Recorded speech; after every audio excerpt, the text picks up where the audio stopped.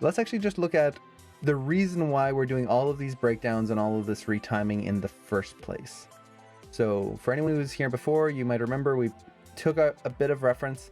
We did a quick blocking pass of it. So let me actually open that up here. So we did this quick blocking pass, just getting some of the main poses in there. You can see the reference in the top right corner there. And just trying to capture the main motion, the main story. And with this, yeah, we got it. We get the idea behind it. Now, the problem that I see a lot of people run into, especially students, is that they'll take this and then go straight into splines. And there's two main things that are going to cause a lot of problems there. One is, like we were mentioning before, timing. I've timed this out to my reference exactly. Is that a bad thing? Not necessarily, but it's going to make for a more boring shot. I'll mention a little bit more about that later. But the second thing is we just don't have enough information. So what happens if I go straight into splines is we get something like this, where it's boring and linear and just bleh, not that interesting. And you can see really how it feels so slow. Everything feels slow. The punching in the reference feels faster than the punching in the shot, which if we're animating something, typically we want to exaggerate it, make the fast parts faster, make the slow parts slower, just make everything kind of hit more powerfully. And here we're losing all of it. So what we ended up doing was we added a bunch of breakdowns. Now, technically you can add breakdowns while you're in splines, before you go into splines, whenever. The key point is that you actually add them in. That's the main thing here. If you don't add breakdowns, your shot's never going to look great. Now, this is assuming you're using kind of a pose-to-pose, straight ahead workflow. But even with something like a layered workflow, you're still breaking down the individual elements. So breakdowns are very important. And Noelia, hello! And Roger, hello as well! So when we took this, we went back into step mode and we added the breakdowns. We ended up with this. So suddenly, you can see how that is much stronger. We're getting a little bit of more detail. It feels a little stronger. The smaller elements are starting to come through on the shot. This is all just breakdowns. At this point, it's still just in splines. We've got it on 2s and 4s. So no splines, and we're not quite on 1s yet. So, with that, and Tara, hey, thanks for the reminder. 6 months, geez. Oh man, thank you so much for the resubscription. Aw, I really appreciate that. So, every time I hear that song, it just brings a smile to my face. I don't know why, I just love that song so much. So, the breakdowns really helped with this. At this point, there's a few more breakdowns that I feel like I could add. Specifically, kind of in this section here, I feel like it's a little too even and too many things are kind of moving at the same time right there. So I feel like I could break that down a little bit more. I also need to retime things. So the timing of this is still 1-to-1 exactly what I have in the reference. Now, once again, is this bad? No. Timing can be like the whole song got posted. There you go. Enjoy. It's a feast to the ears, especially the ending where well, I don't want to spoil it. Just watch out for the foot and what happens with the foot at the end. You'll get it when you see it.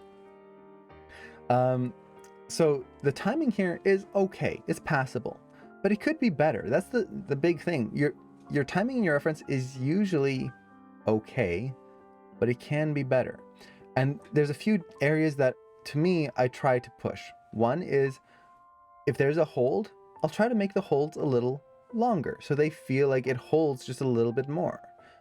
Fast motions, I'll try to make a little faster. And then the other thing I try to do, and we can see this in this shot, is I try to make repetitive motions, so the punches, for example, not feel the same.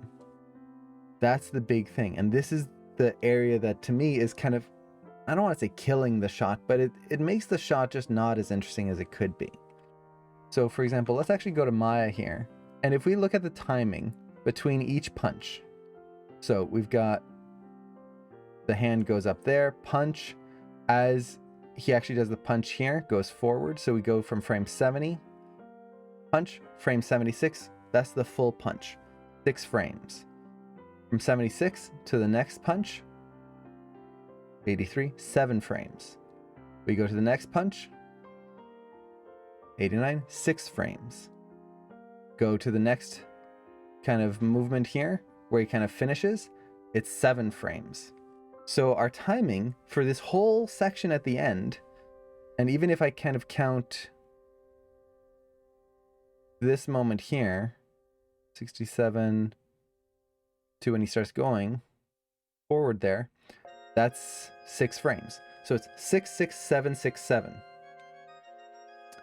All the main actions are happening at the same intervals. There is almost a metronome how even this is. Now when we see it, it doesn't feel that bad because there's a lot of micro motions in there, so it kind of makes it a little bit more interesting, but it's just not as good as it could be. I could make this more interesting, and there's a lot of different ways. There's not one way I could do this. In this case, I've got this kind of just 6, 6, 7, 6, 7. It's 1 frame, 1/24th of a second of difference between all of these.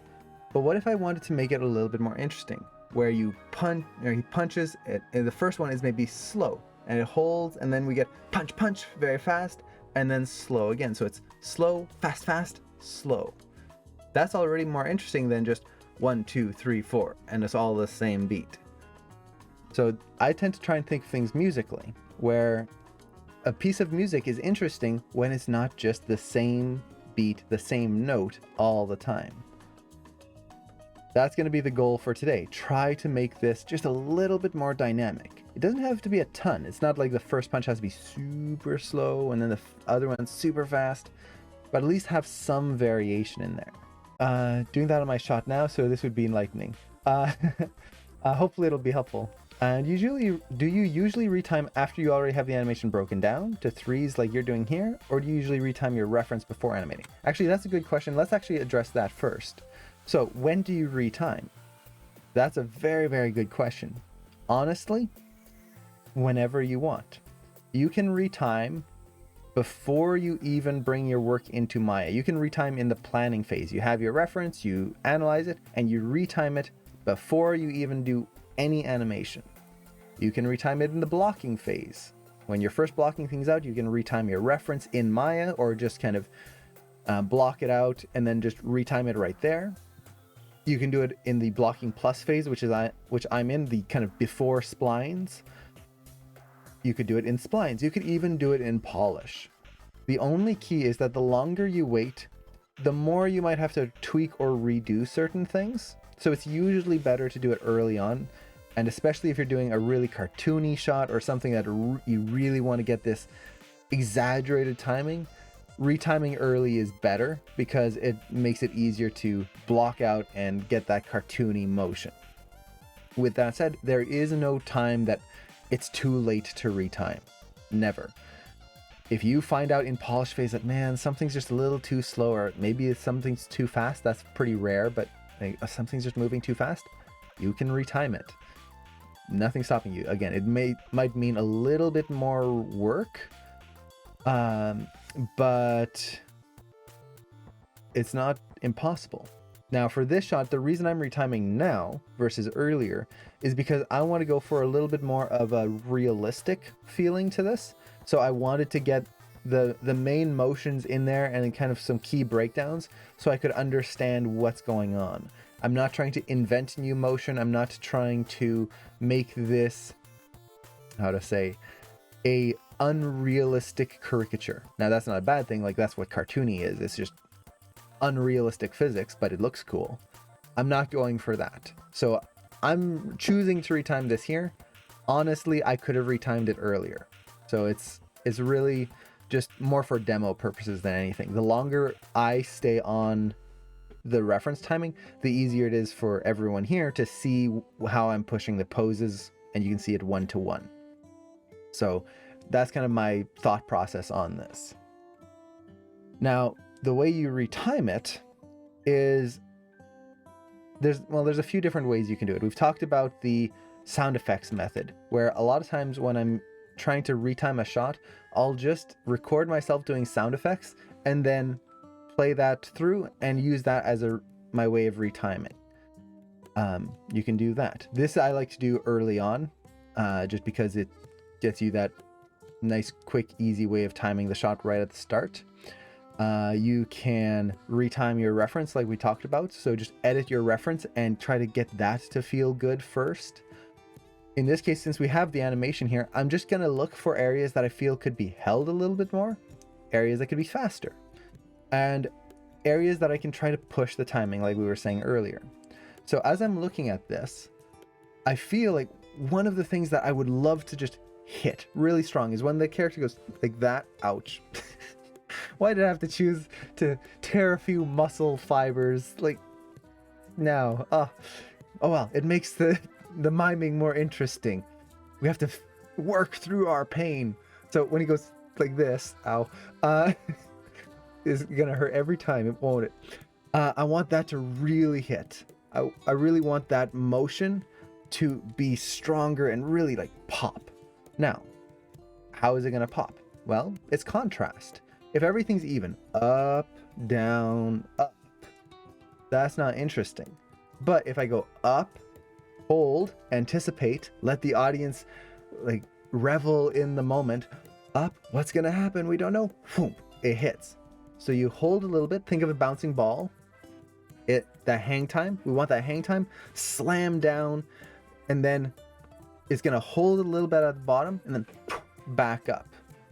So I want to make sure that this moment here holds just a little bit more. And this is something I'll do in my own shots. I'll just write down notes. Usually I'll do it on paper, but you can just do it in like Sync Sketch or Keyframe Pro or something like that. So we want that to be just a little bit more of a hold. And I want this part to be faster, that downwards motion.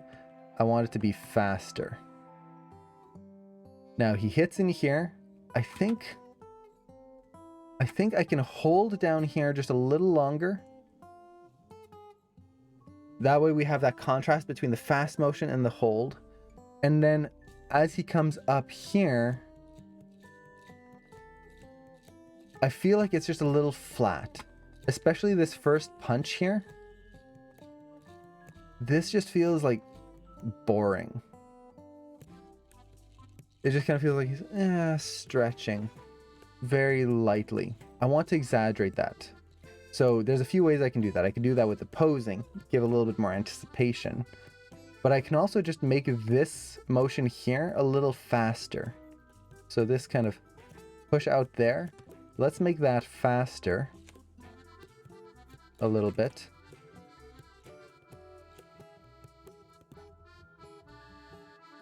Now when he gets in there, I think I could maybe hold this longer. So he gets in there, holds, so it's punch, hold, punch, punch. So instead of just punch, punch, punch, punch, where it's, again, that timing of 6, 6, or 6, 6, 7, 6, 7, I don't want that. So if I go fast there, I can hold a little bit longer here. That D looks terrible. That's not much better. Okay, we'll call that one okay. Hold.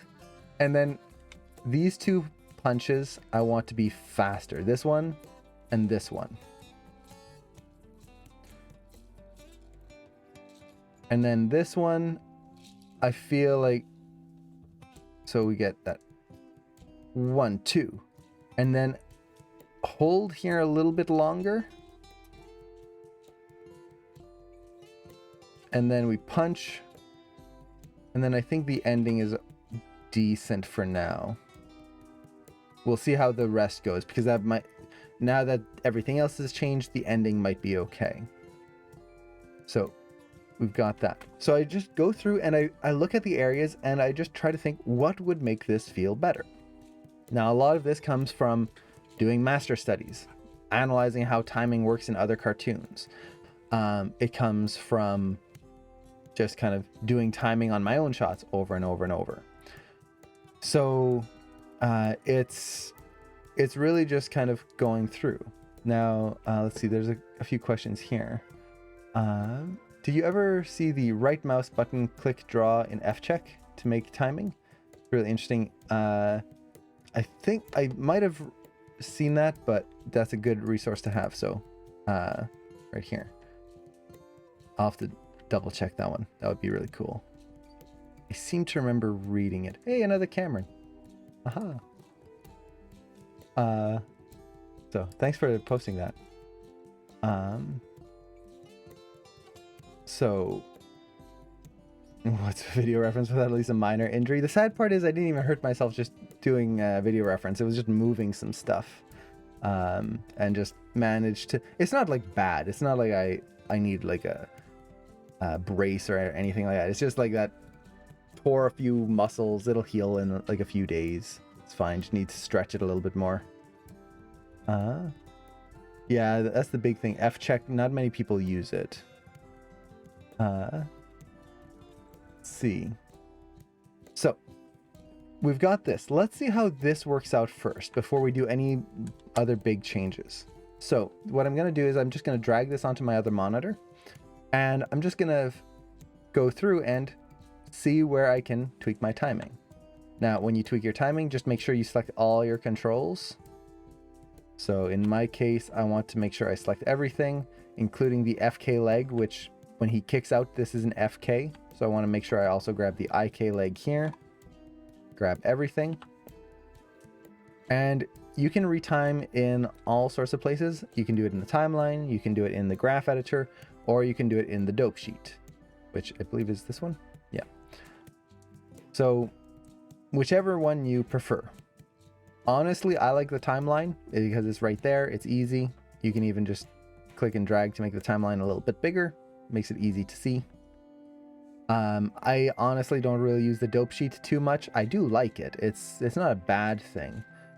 The dope sheet, for anyone who doesn't know what the dope sheet is, the dope sheet is a super timeline. That's really all it is. So, for example, here we have the timeline. It shows all of our keys for everything all combined. So, for example, if I have head control that has a bunch of keys, and I have another control which may be like this key here. I don't want to delete anything that's going to cause issues, but let's just say that one doesn't have any keys. If I select it, even just this one control, well, it's keyed the whole way. You don't know which attributes have keys, which ones don't. If certain controls have keys and other ones don't, you cannot tell the difference. Everything on the timeline, as soon as there's one key on one thing, it puts a tick mark.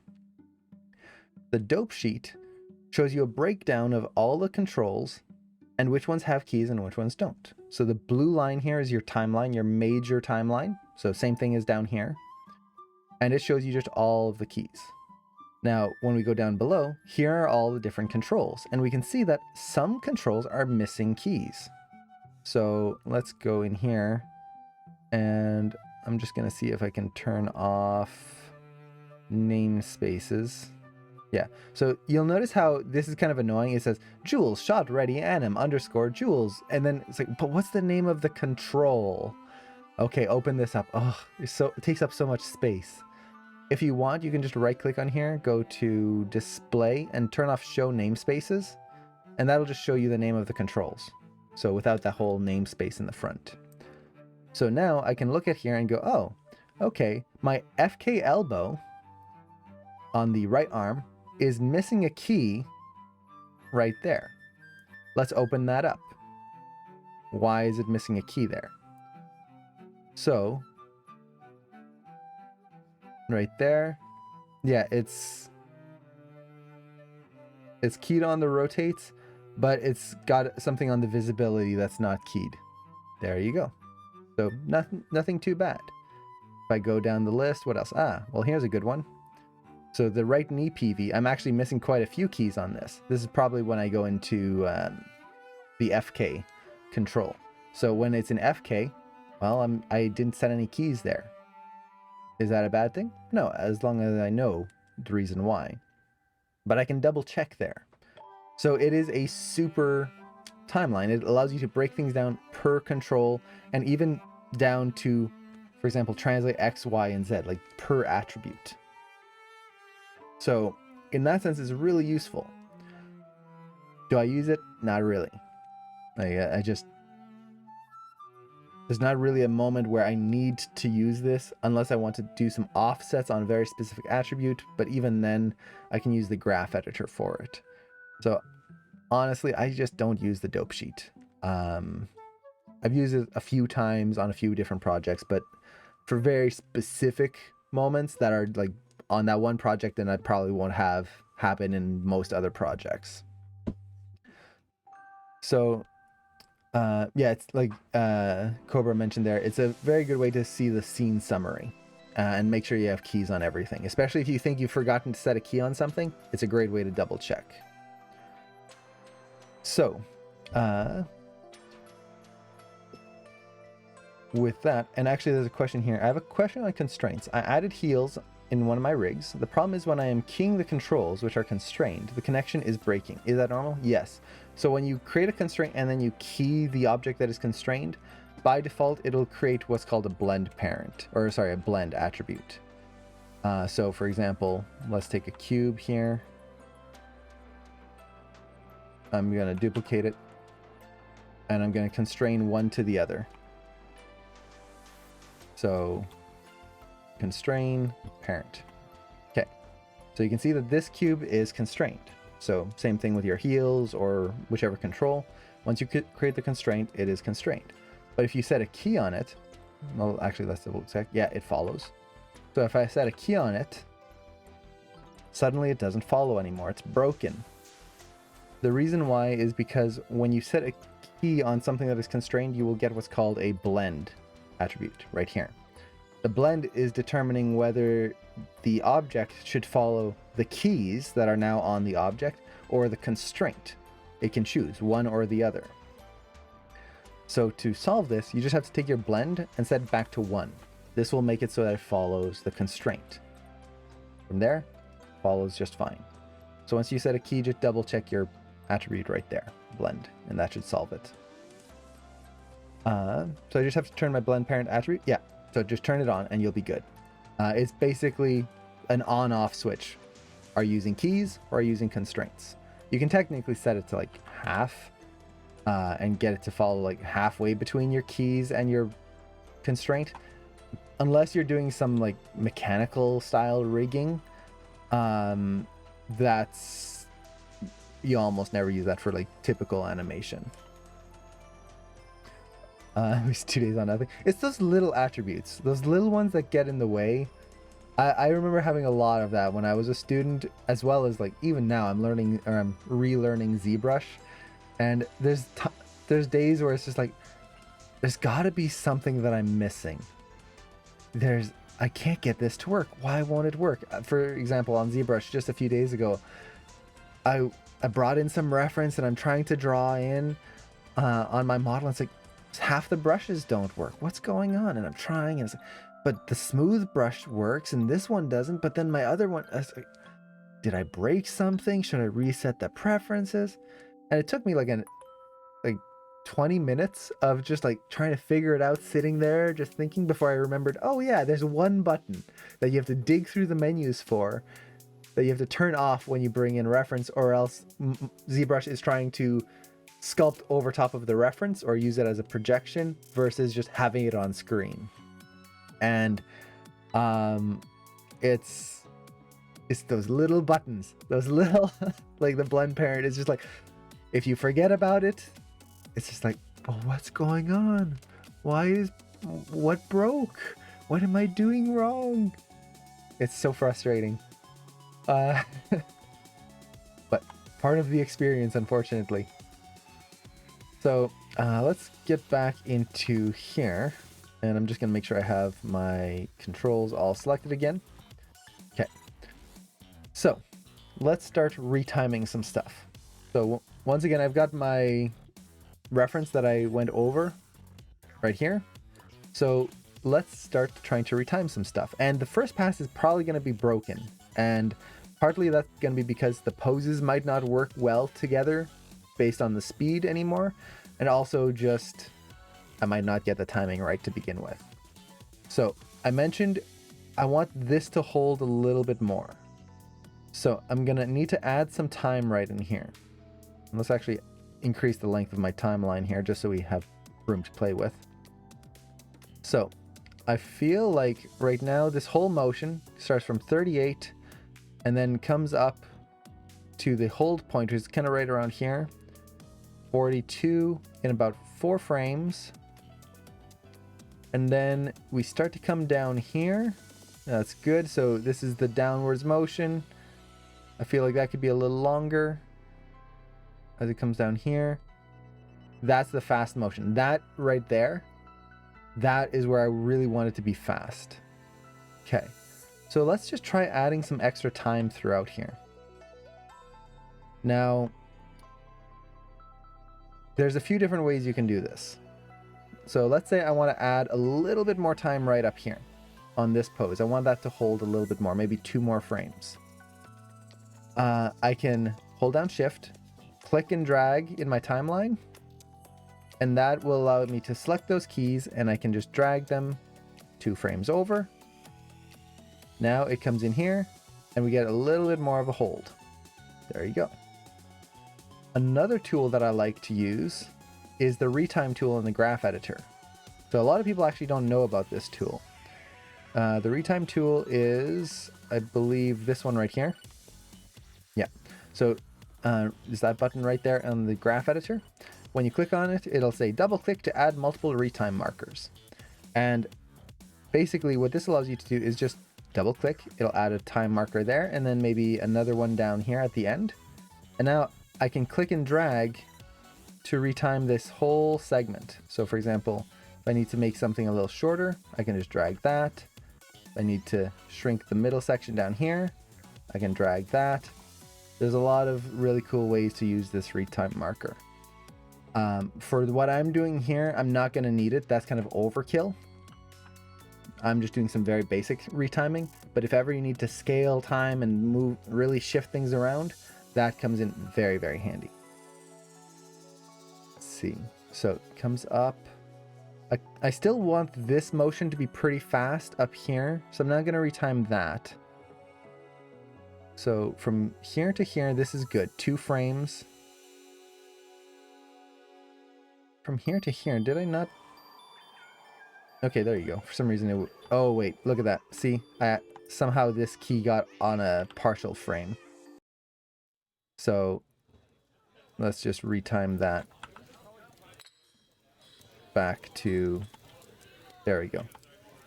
And it looks like most of them are on partial frames for some reason. If ever that happens to you, just select your timeline, right click, and hit snap. And now everything should be on proper whole frames. Good. So we go up fast here. I kind of maybe want to slow this down a little bit more. So let's just grab all of this, move that over 1 frame. There you go. So it just kind of slows into the top there, holds. Then as it comes down, this I want to be really fast right here. I might make this 1 frame right there. So let's take all of this and remove time. Another way, actually, I don't use this very often, but it's very useful. I think if you right click and go to, where is it? Keys? Remove in between? Yeah, so you can add or remove in betweens, and you can even set a hotkey for that. So for example, here, if I need to add more time, I can right click, keys, add in between. and that'll add an extra frame in there and push everything else off. So I could actually make that a hotkey and very quickly add or remove time just with like a key. I just put my cursor there, add a few frames, remove a few frames, done.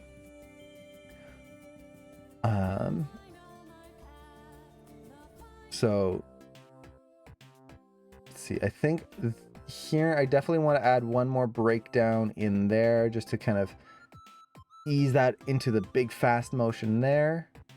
It hits and we hold for 4 frames right now, which is not bad, but I think we could hold a little longer, maybe 6 frames. So let's add a couple more keys in here.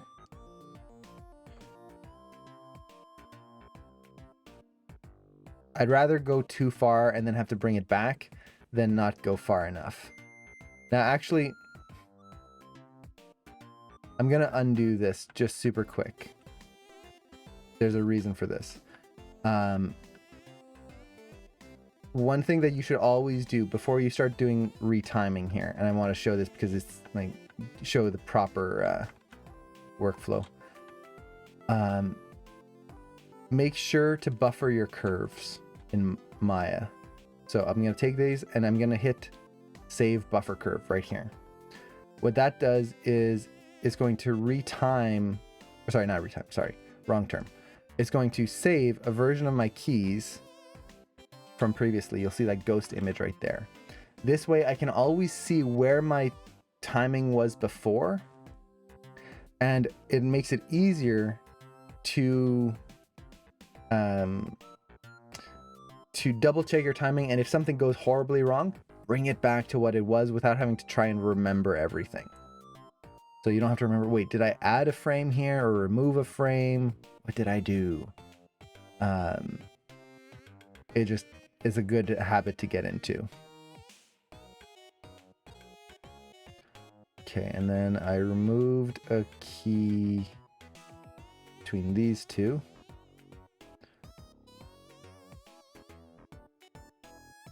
I added 2 here.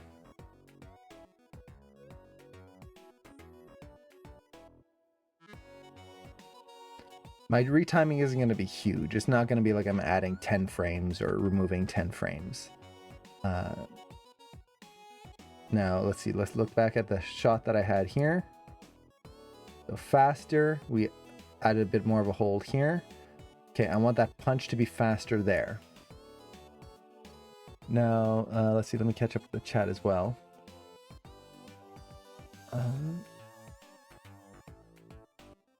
Hey, Adam Wilson, hello!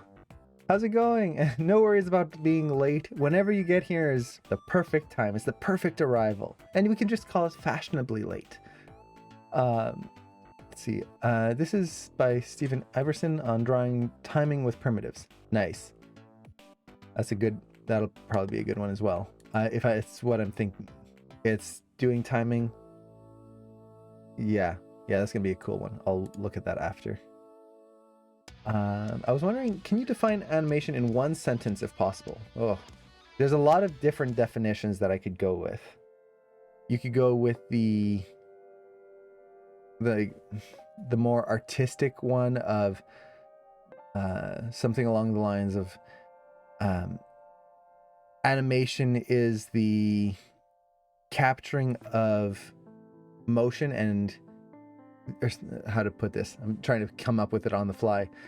Animation is capturing and enhancing motion. It's capturing the essence of it and showing the pure form of what it could have been or what it could be.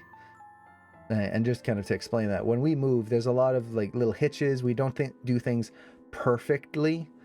It doesn't mean that animation is perfect, where everything is absolutely exact, but we can take emotion and make it exactly what it has to be. When an actor acts something out, they might not grab something just right. Their fingers might slip. Maybe they're supposed to be scared, but they're too still. In animation, we can make everything exactly what we want it to be. is the power of animation. You are in total control. So it's capturing the essence and making it what it should truly be. You have, like Mr. Johan mentioned there, animation is the art of motion. That's one of my favorite explanations, because it's not just an art form where we are drawing colors and lines on paper. It is the art of capturing motion, and not just motion, but emotion. It captures feelings, all in moving picture form. So yeah, there's a lot of different ways of kind of explaining animation, and everyone has a different reason why they love animation. For me, what I really love about it is you are adding life to something that in essence is lifeless. This is just a rig. It's a bunch of ones and zeros on the computer.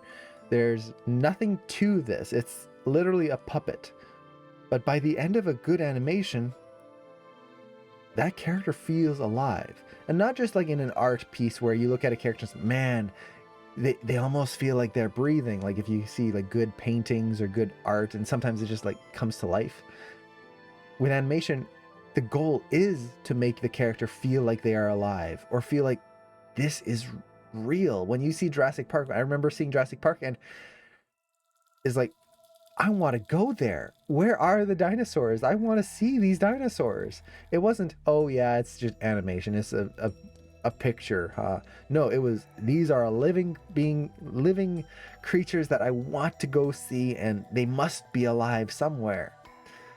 That was amazing to me. So that's my favorite part, is the, not the creation of life, but the addition of life. You add life into an inanimate object. Let's see. How do you know what extent you have to rotate the body, the parts of the torso, so that it looks fluid and natural? Setting reference, that's the best way. So you know how the actual human body moves. If you know that, you will know, yeah, this is way too long here. I'm definitely gonna, if I retime this so that the hand goes faster, I'm going to have to retime the hips though. But I might do this with a breakdown. But to go back to the question, so analyzing reference, understanding the range of motion of the body, and then just understanding artistic appeal. So contrapposto, twist, line of action, straights versus curves, all of these types of elements are going to help you push a pose to be appealing. Even though it's moving more than a human body should, it's still going to retain the appeal to the body. So it's understanding the anatomy, learning how to exaggerate it, but exaggerate it in appealing ways. And then from there, it's just posing. Animation is not the art of drawings that move, but the art of movement that are drawn. Yes, I love that one as well. That is one of my favorite ones. Let's see, how to do rotations properly? Do you mean like rotations in the spine, or rotations? I think I can still take some time out here. 4 frames. Maybe not. The hips are gonna feel too fast there. So rotations in the spine, or just rotations in general, like a character spinning?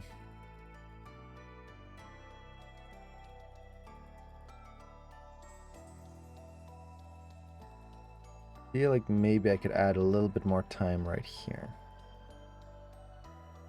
We'll see. I'll see how it feels before I do that. I want to add a breakdown here. Let's actually do that now while I'm thinking about it. So I'm gonna just add one more breakdown here. So even while I'm retiming, I'll try to do certain things like breakdowns, because at this point I need to figure out whether the breakdown is going to solve the issue for me, or is it going to be that I actually need to retime this. And I'd rather do that now while I'm in the retiming phase than to try and figure it out later. So right here, this is what Maya is giving me. So this straight, slow in between, that's what's making that punch feel slow. even when we see it in step mode, we still feel that kind of lingering, what would be the right word? Blandness of it all. We'll keep it at that. Lingering blandness. So what I'm going to try to do here is just exaggerate my motion here, starting with the hips.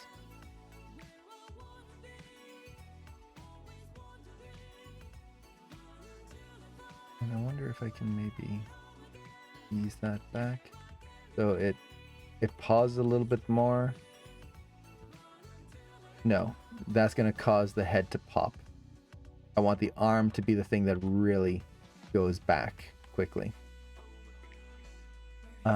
In general, like character doing spinny kick, like a whole cog is rotating, I can block it out, but sometimes it's a headache in the graph editor. I actually covered that, was it yesterday?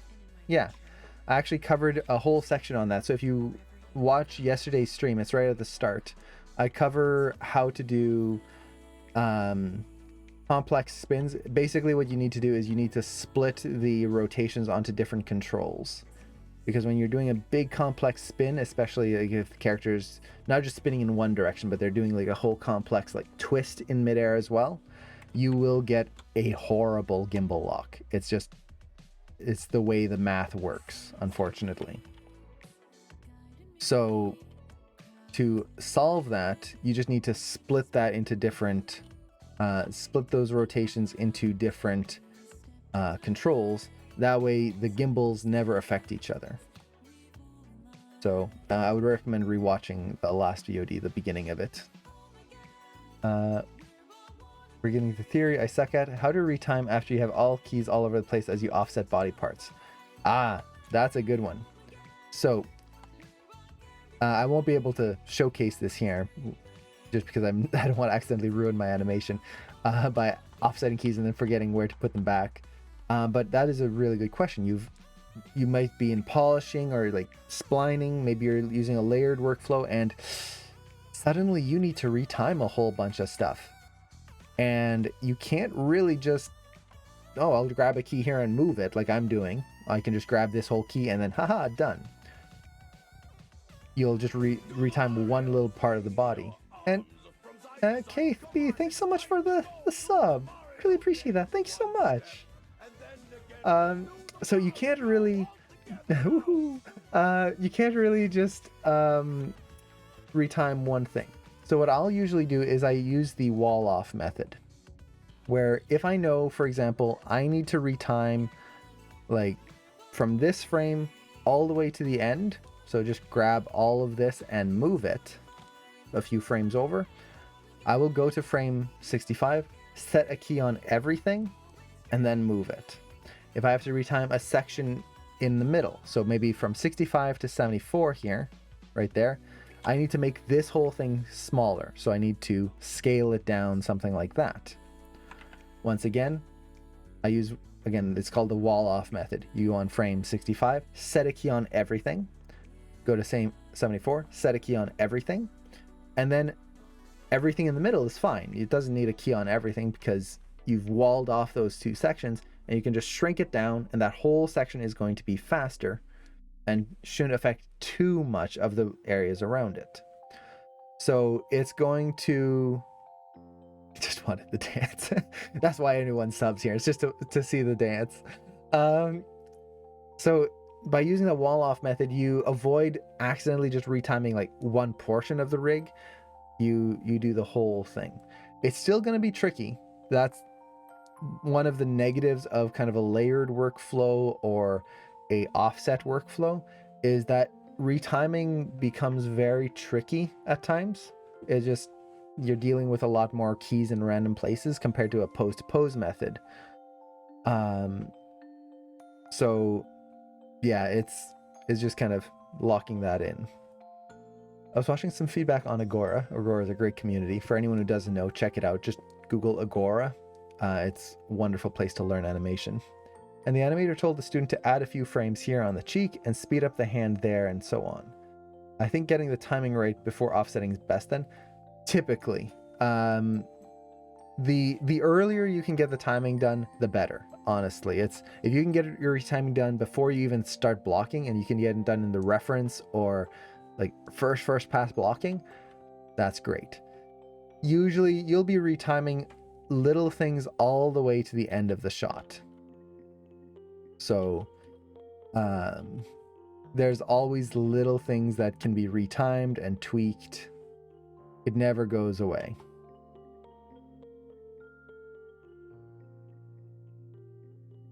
Now, which key did I add in? I lost track of my keys here. I think I put it on 69. Yeah.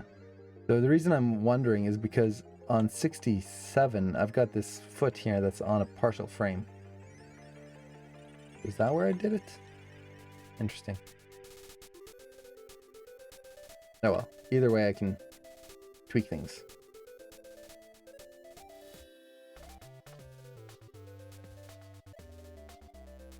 Let's start having that foot roll up here a little bit. Where it steps up and out.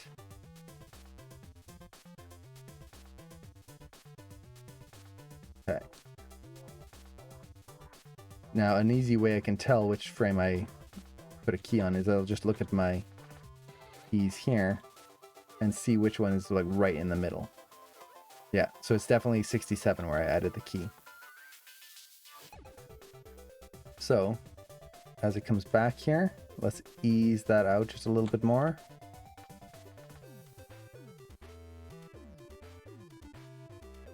This one, we had a little change in direction. So,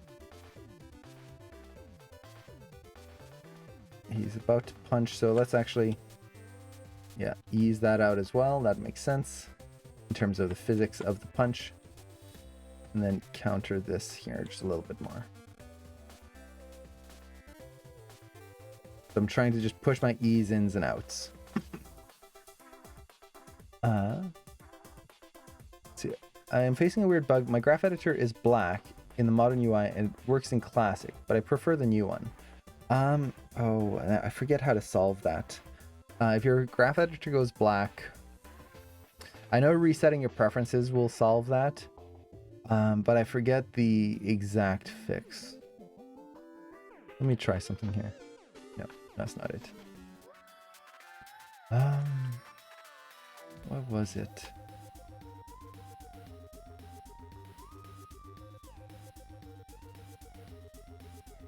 Trying to remember. I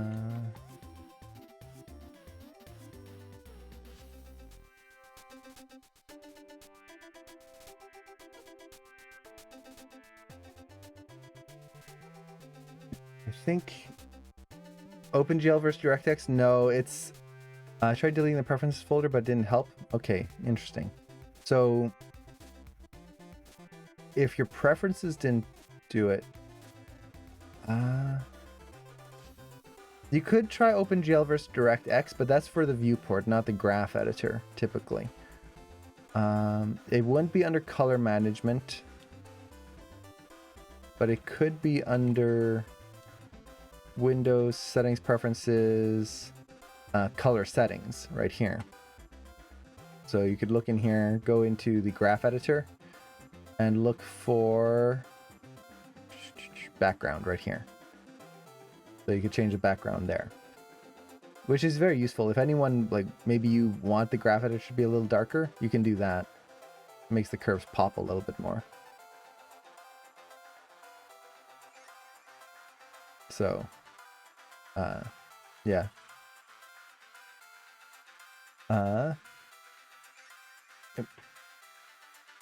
And Maya just froze. Come on, Maya, don't freeze on me. Come back. Come back. There you go. Okay. So we've got the body kind of going into place now. I think the head could maybe ease that just a little bit more here. So we really feel that head moving down here first.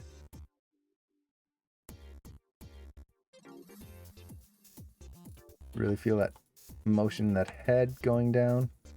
Now, you do notice I have the reference in the back here. I cannot look at it. Actually, just to make sure that I don't get influenced by it, I'm going to turn it off.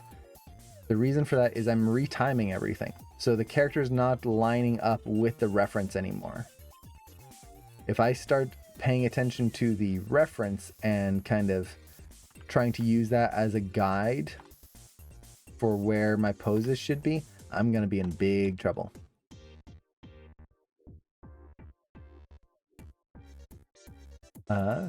Hey, Mark Flash. Hello, it's been a while. Hope you're doing well.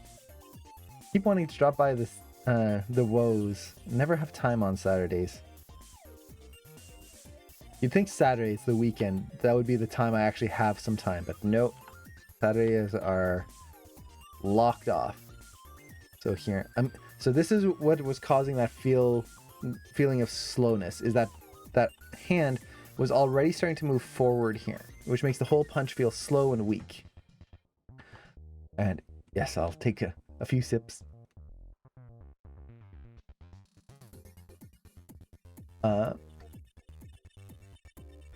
So instead of letting it go forward, what I want to do is keep bringing it back. As it goes up here on frame 67, I want that wrist to come back and anticipate. So it goes back, and then here, this will make that motion much faster there. I can also bring this back a little bit, and then we get that nice snap in the arm. So this is pushing the reference. In my reference, I went... Oh, I can't straighten my arm. I went slowly on that one there. So we'll see how that feels. I do want this to be a little slower than the other punches. So I'm not going to go too far with it. But I still want it to actually go back a little bit. So I'm just watching the arc of the arm here. I want the arm to go up and then around, but not like so far that he's punching himself in the face. Okay. We've got that. Now the other arm here, it kind of just feels very like even the whole way. I want to make sure that we feel one arm move before the other. So we know the punch is going to happen here. And it starts to come out right there. So I'm going to try to have the other hand start to move back maybe a little sooner here. So it goes fast, and then right here it's going to ease into the next pose just a little bit.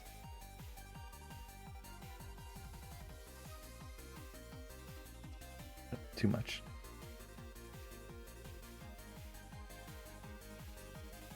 So ease into there and then down. So now we get fast motion with one arm and then fast motion with the other. They're not happening at the same time. Let's see. Can you explain the way to get the curve post-infinity, pre-infinity cycle thing? I'm still confused on it. So to get a cycle working with pre and post-infinity, you just need to make sure that the... That's why I'm in gimbal mode. I was wondering why my rotations weren't working. You just need to make sure that the first and last frame are exactly the same. And I can show that in just a second here. I'm just trying to get this arc working. I'm looking at the fist, and right here it plateaus a little bit. So I'm going to just try to bring this up a little bit more here. Just a little bit. So it goes up, starts to come down a little. So as one fist goes up, the other one starts to come down. And then down across.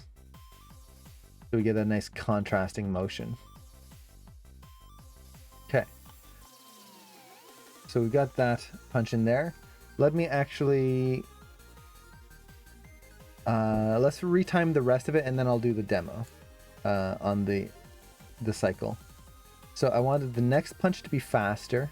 So right here, this first punch takes from when he starts to punch from 67, it takes to 71. So now that's 4 frames right there for the punch. Okay, punch. He holds from 74 to 80.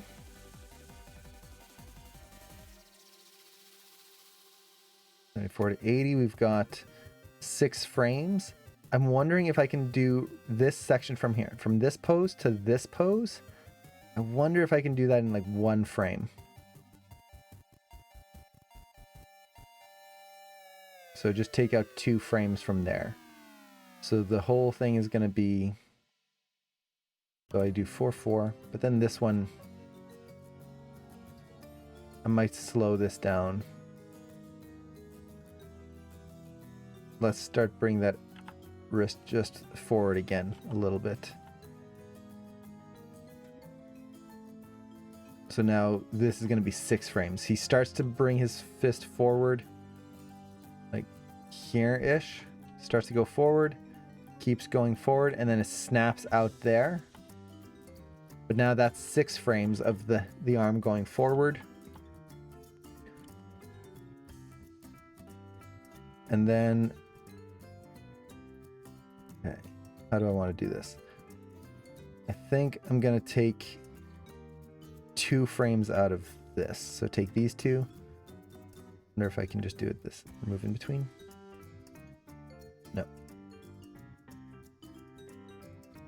Keys, remove in between. Okay, so now it goes boom, boom, and I double check that you have all your controls selected when you start retiming things. That's going to be helpful. But you just have 1 control, it's going to be a little weird. Let's see.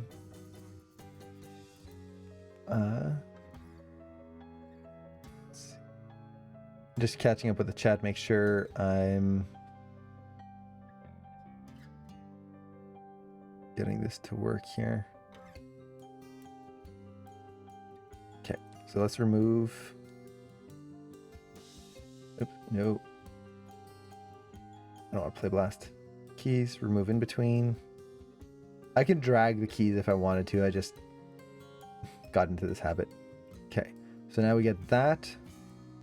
It's probably going to be too fast, but that's fine.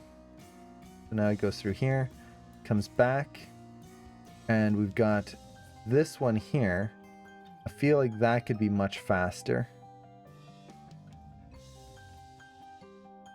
So I think right now we've got 3 frames. Let's do that in 1.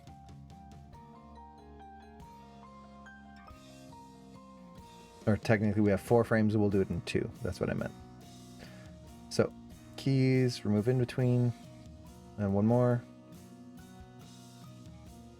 So now that's a little faster, but not quite as fast as the other one. And then here, we're going to keep this one slower the way it is now. So it goes there to there. Good. And then from there, I wanted to hold here a little bit more. So he comes in on this pose. Let's add 2 frames. Oops. Here.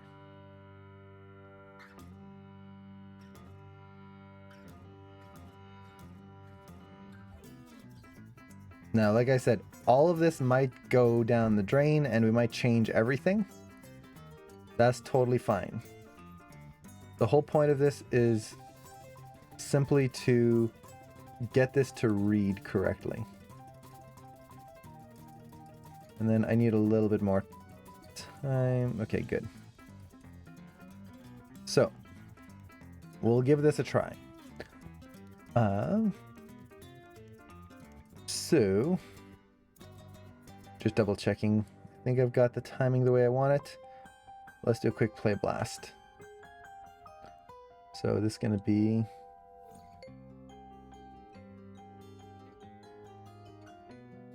So much excitement. That's what I'm looking for. This is going to be 06 retime. Okay. Play blast. And dang it. I always forget to switch my camera. Okay. Try that again.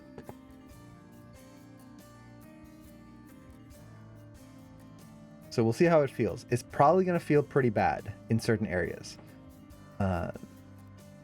That's fine. If it looks bad, at least we'll be able to visually tell pretty easily.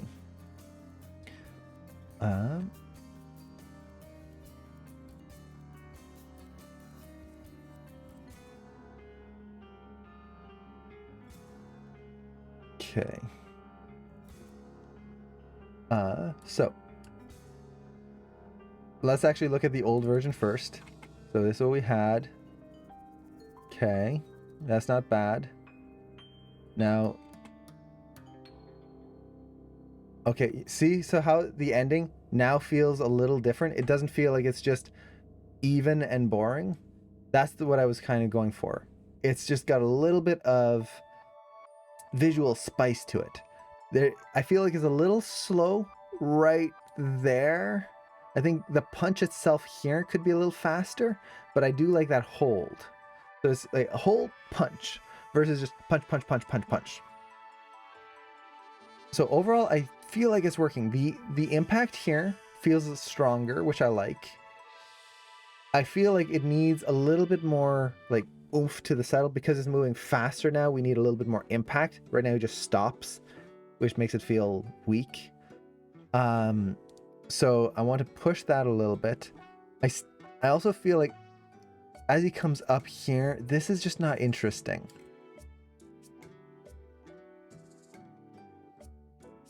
That first punch is still not reading well either. I think I can hold it back just a little bit more. It just kind of feels too slow. So, write down notes. Too slow. This section right here. That kind of motion back here. Boring. What else are we seeing here?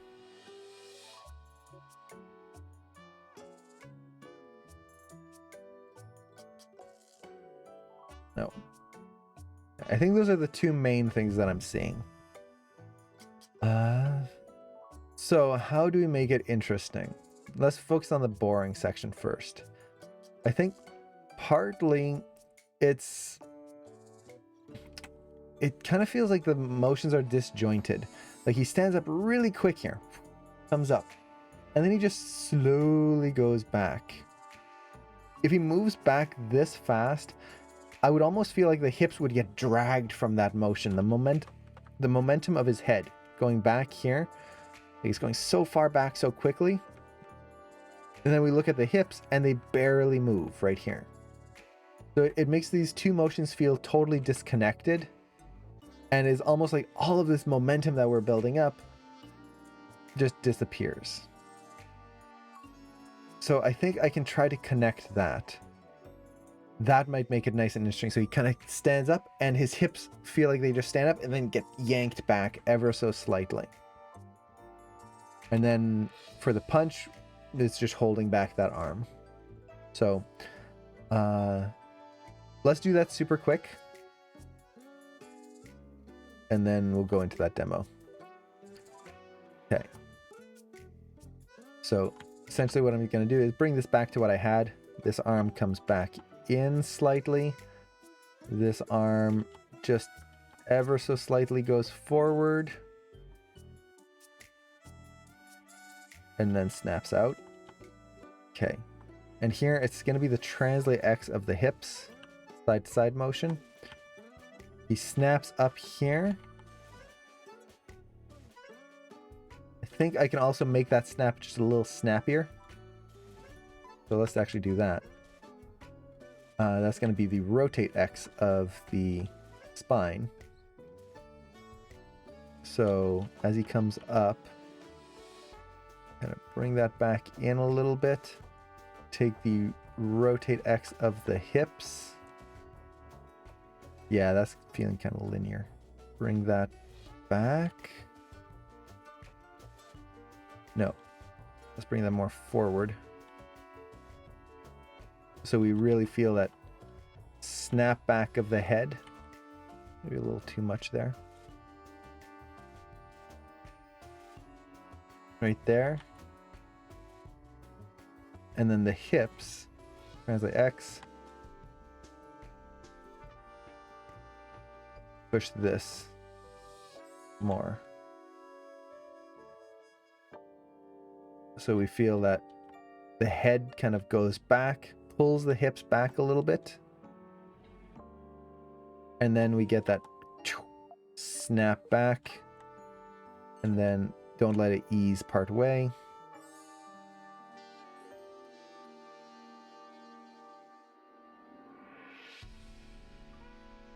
And let's ease this in here.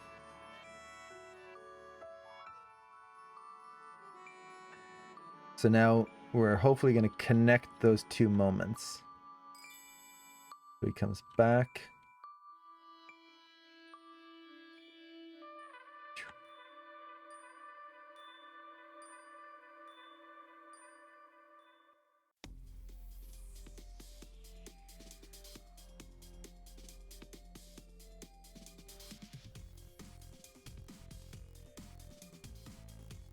Yeah, let's try that. Let's see. I saw someone mentioning Disney's Raya and the Last Dragon. It was really good. I really liked it. I'm not gonna say anything because I know a lot of people haven't seen it, but I really enjoyed it.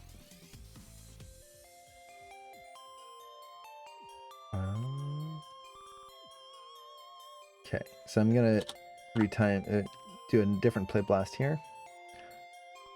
Who's my favorite character? No spoilers, so I'm not gonna put names or anything, but it would be I don't want to say anything because I don't know how many people have watched the trailers or anything, so the one with the long sleeves.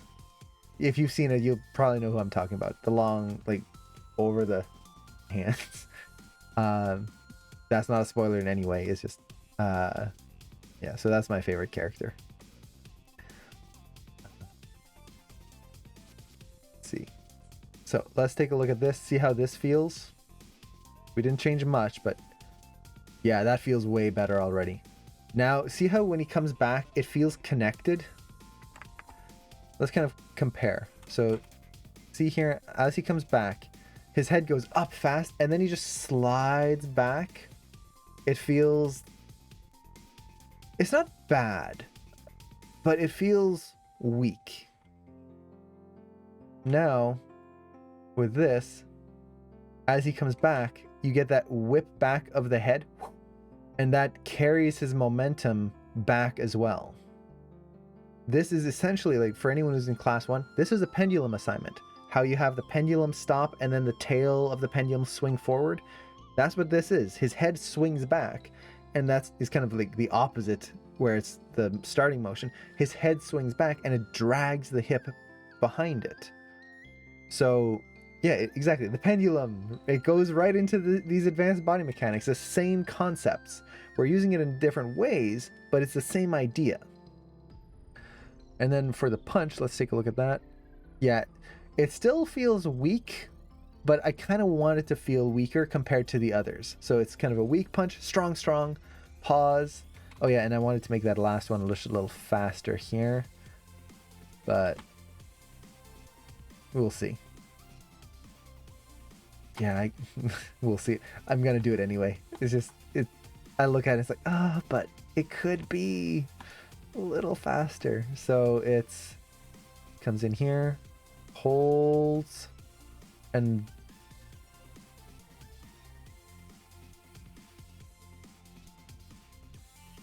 yeah, I think it just needs a breakdown. So the timing is fine. I just need to add a breakdown because we've got 86 to 91. That's just too much time. So I'll probably put a breakdown 89. So let's kind of keep it there. And I'm going to open up a walk here. So go to that demo on the cycles. So open scene. Try to remember where I have it.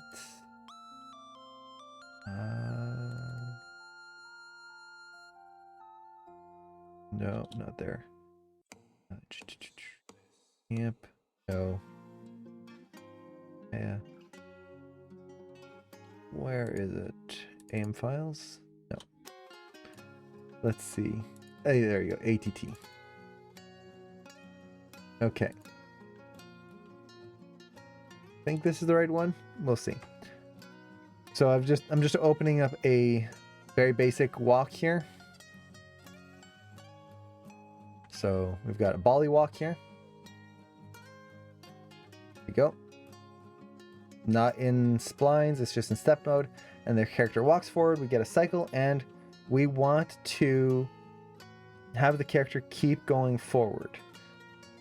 Right now, he just freezes in place. So, how do we do that? Well, you could copy your animation, just take all of this, copy it, paste it over. That's not great because then if you want to make a change on the original, it doesn't change the later ones. It gets kind of annoying. So instead, what you can do is use infinity curves. So to use infinity curves, you just need to select your character, select all the controls, take your controls here in the graph editor, and in the graph editor, go to curves, post in infinity, cycle with offset, and then curves, pre-infinity, cycle with offset. Technically, you don't have to do the pre-infinity, but I always like to do it just in case. And then to double check that you can actually see it, go to the graph editor, go to view, and turn on infinity. Now you can see the infinity curve right there. And you can see this blue line that's going up, that's your translate Z, the forward motion of the character. Now if I hit play, the character keeps walking, and they keep walking. Even if I set my timeline here, let's say to 300 frames, and there they go. Oh, they grew up so fast, walking on their own. Oh, got a tear. Just walking away. Fine, be that way. Leave. So that's basically it. Simple. But in most cases, when you do that, something's going to be a little off. And for example, let's just take this. I'm just going to make a small tweak here. Just take this key, bring it back. So not a huge change. If you actually look at the pose, it's not that different there. But if I play now, watch that leg. Notice something wrong with it as each step goes by. It gets jankier and jankier and just like more offset every single step. And this could be with anything. It could be a rotation. It could be the knee. It could be anything. What's happening is as the animation is cycling, our first and last key, the frame here and the frame here, are not exactly the same. And every single time that there's a loop, that little offset becomes more and more and more and more prevalent. It makes it bigger and bigger and bigger. So to solve this, what we need to do is make sure that the first and last keys are exactly the same. Exactly. No change whatsoever.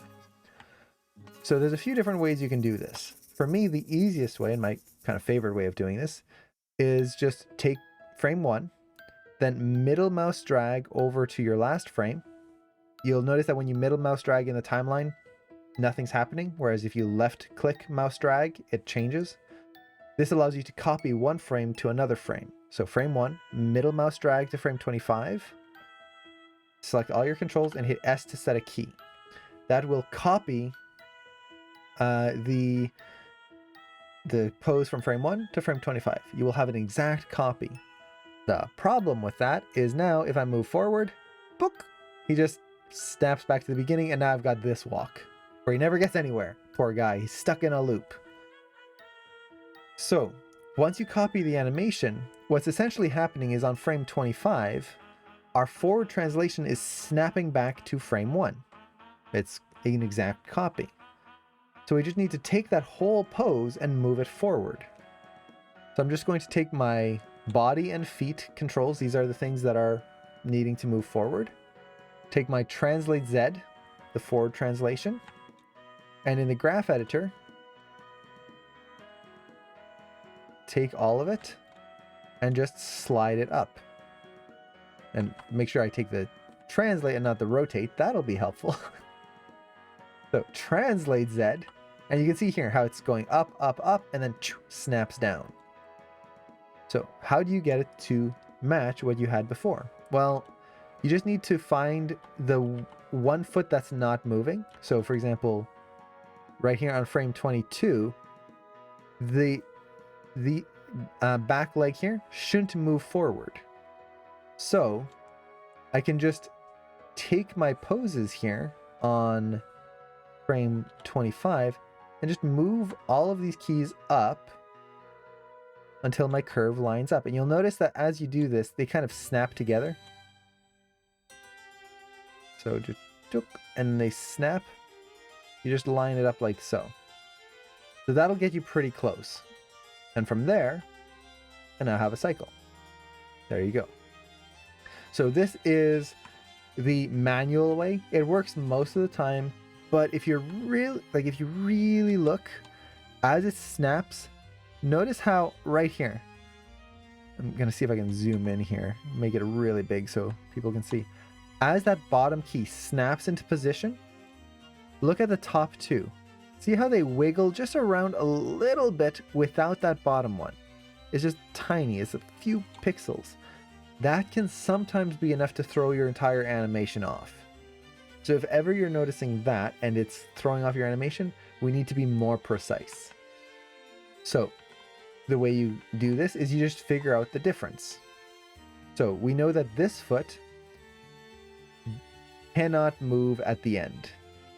It needs to be in this position right here. It needs to have a value of 21.7.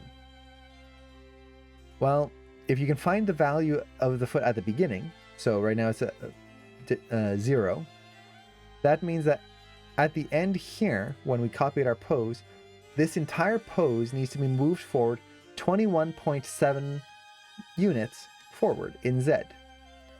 If the back foot value on frame 1 had a value of, let's say, 2, you just do a subtraction, figure out the difference between the first position and the last position, and use that value.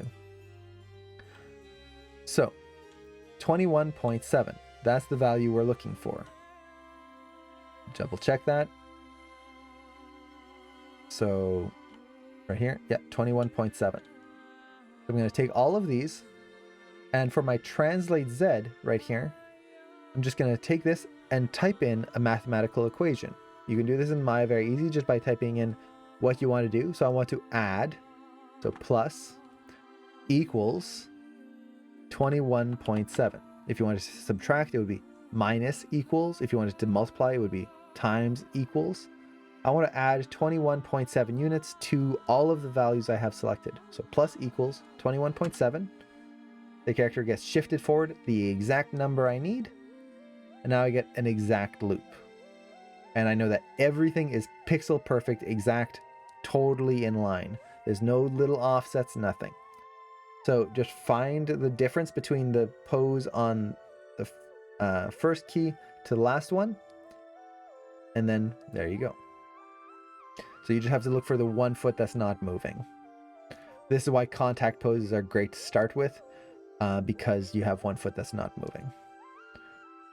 So yeah, that's basically it.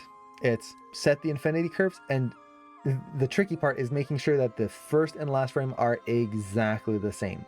Any little difference, like just a few pixels even, will end up ruining the cycle, especially if it's going to play for a long time. So yeah, hopefully that helps.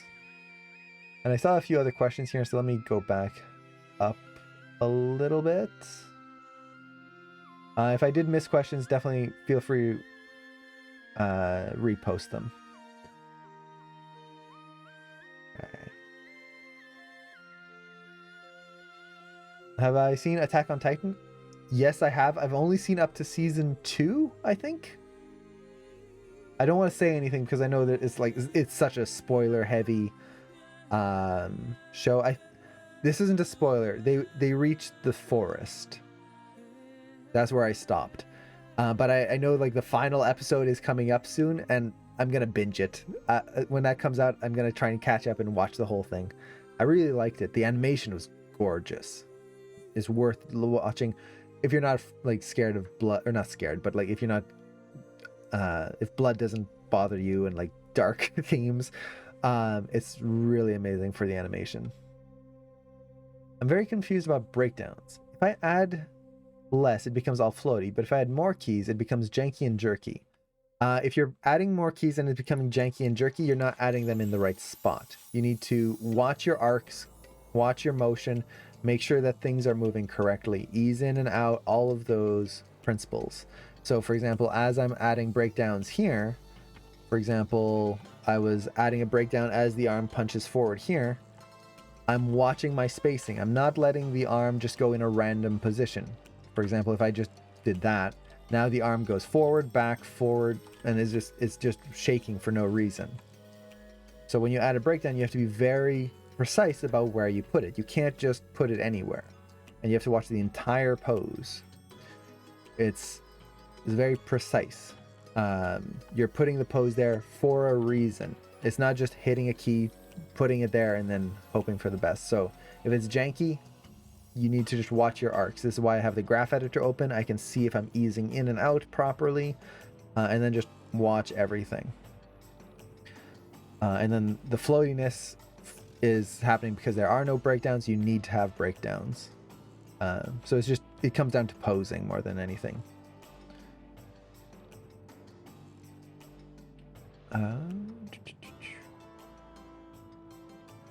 I'm just catching up again with the chat.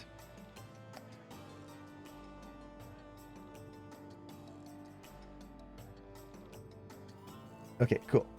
Grade school. Math is the way. Yes, we learned math for a reason. I'm not a fan of using math in Maya or just as I'm animating in general. I love math. Math was my favorite subject. But I'm not a fan of it if I can avoid it, because I wanted to focus on the artistic side. How does it feel? Not what is the exact value that I need to get. But the key is that we can use it a little bit to simplify certain things.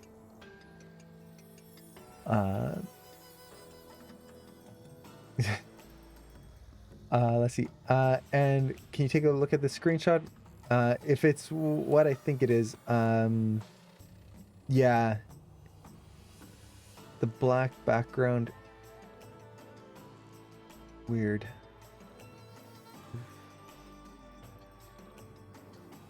What could it be? Do you have multiple versions of Maya installed, just out of curiosity? And Mr. Johan, definitely feel free to post a link on breakdowns. The numbers should not be the focus until you need to do something technical. Exactly. So, Blaze, do you have multiple versions of Maya installed? Interesting. It's like...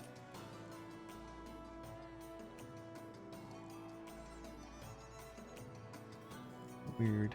Because it doesn't even match the keys. Okay, only 2020. For now, I would just go back to the classical viewport. A few different things you can try are go to... I doubt this is going to help, but just for the sake of saying that we tried, switch the evaluation mode from parallel to DG. You can set... where is it? Under display, switch the rendering engine to DirectX 11. See if that helps. What else? Graph editor is...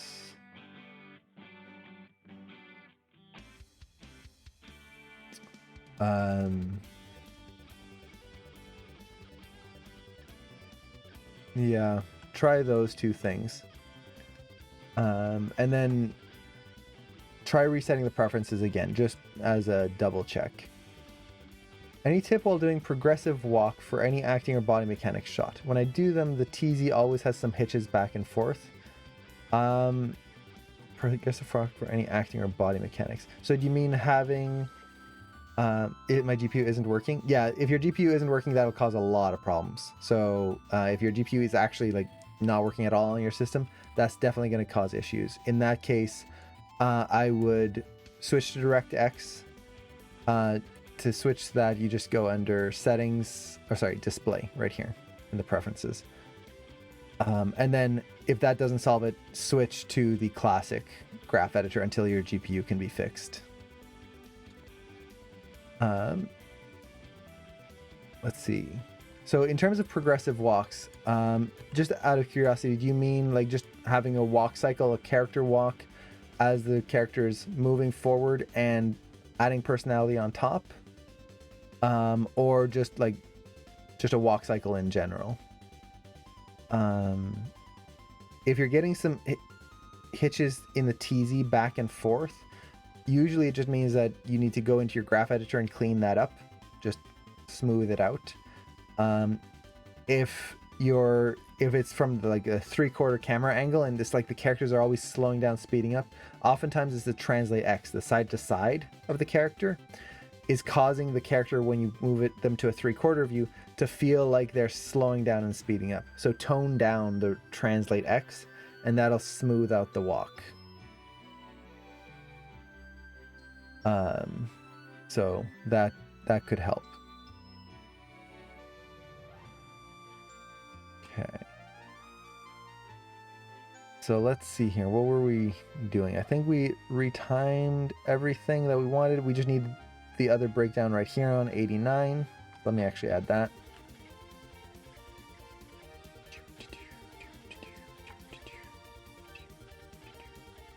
I love Kirby music. I've never really played a Kirby game, but I just love the music. That and Castlevania. But I've never really played a Castlevania game. And sadly, the only Castlevania game that I've really played is Castlevania 64. Which, yeah, great one to have as my like one Castlevania game. But I love the music. It's so good. I remember liking Castlevania 64. It's awful. It's terrible, but I enjoyed it. But to be fair, Cameron and I enjoyed playing Superman 64. So our taste in games, I wouldn't say our taste in games was bad, but we were just very good at making our own fun, where like we could play a really bad game, like it's just awful, it doesn't play well, it doesn't control well, and we would just have fun just seeing how far we could break it. And just like, it wasn't about beating the game, it just became about having fun in that weird broken world. So yeah.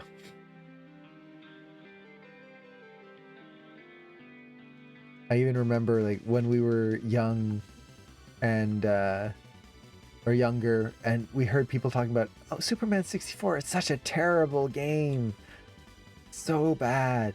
And we would go like, is it the same one we played though? We had fun. And then we saw videos and it's like, yeah, it is. And then it took us a while to realize that, oh yeah, we just had fun breaking it all the time. It was terrible. Little Arpon, yeah. So if it's the camera angle, it's usually the translate X. So when you do a walk cycle, unfortunately, depending on the camera angle, you're just gonna have to tweak things.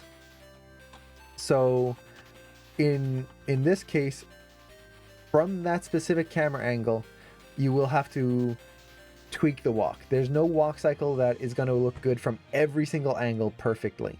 You're going to get silhouette issues from certain angles. You're going to get like visual, like that feeling of the character speeding up and slowing down from other camera angles. It's imperfect. So once you get the walk cycle in there, it's just a matter of going through and fixing whatever it is that is breaking at that point. So in this case, most likely the translate X, or exaggerating the translate Z. Although I probably wouldn't try to do that too much.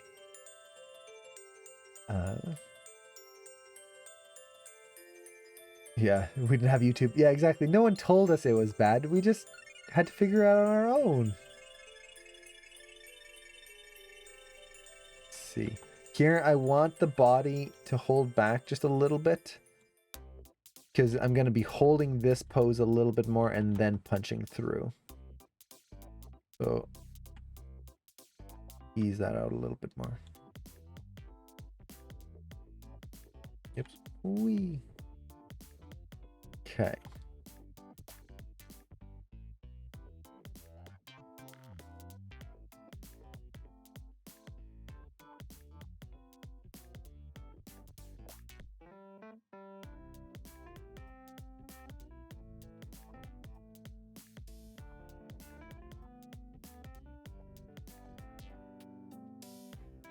I like this song.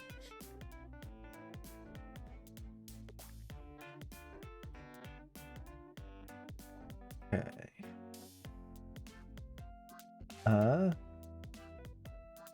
So just to explain the process here, as I'm going through, I'm just making sure that my curves make sense, that I'm easing in and out at the right times.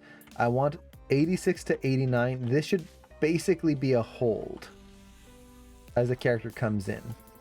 So I'm just trying to make sure that that hold makes sense. And I feel like the spine is just moving a little too far back here. That might be the rotate Z.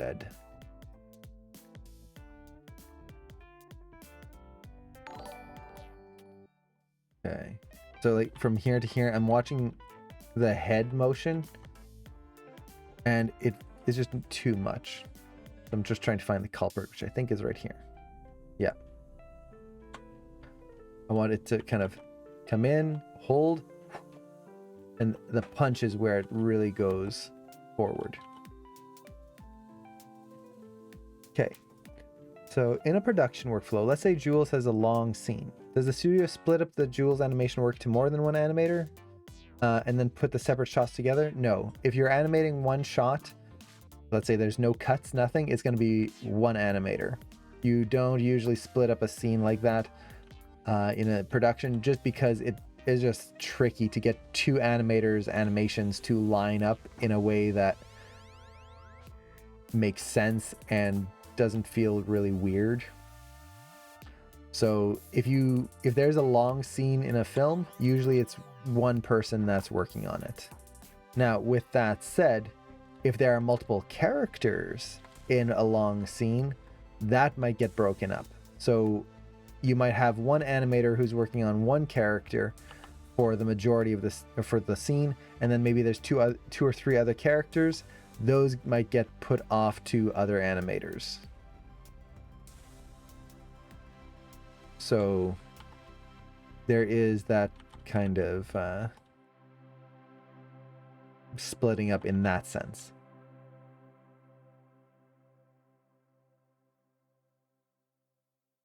Okay.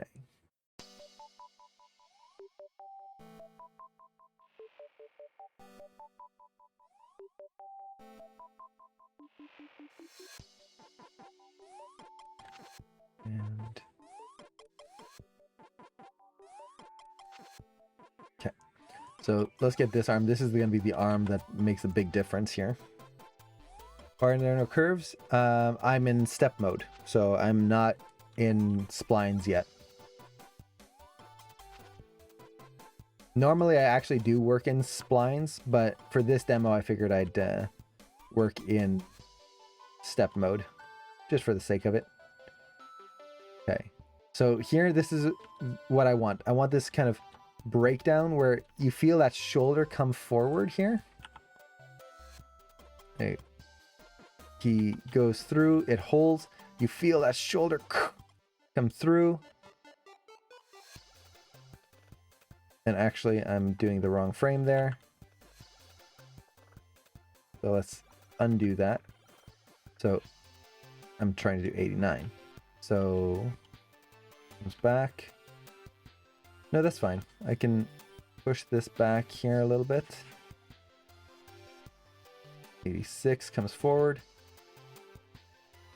Then this is gonna start to come through.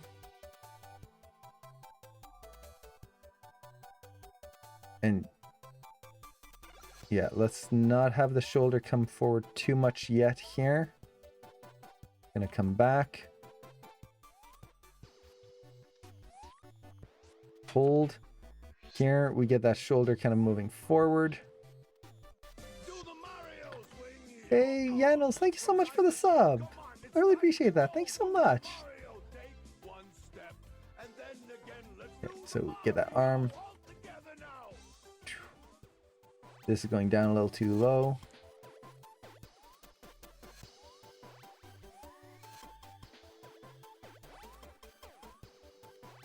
And then hold.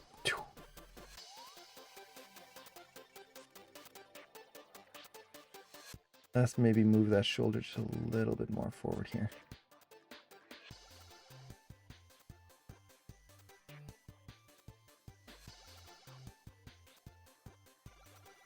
Really trying to exaggerate that shoulder motion, so you really get that snap out of there.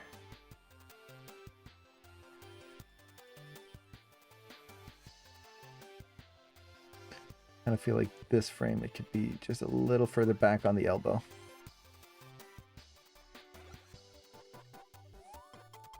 Okay. Let's see how that feels. We might have ruined it. We don't know, but we'll see. And let's actually rename this with a different name so we can compare. Okay.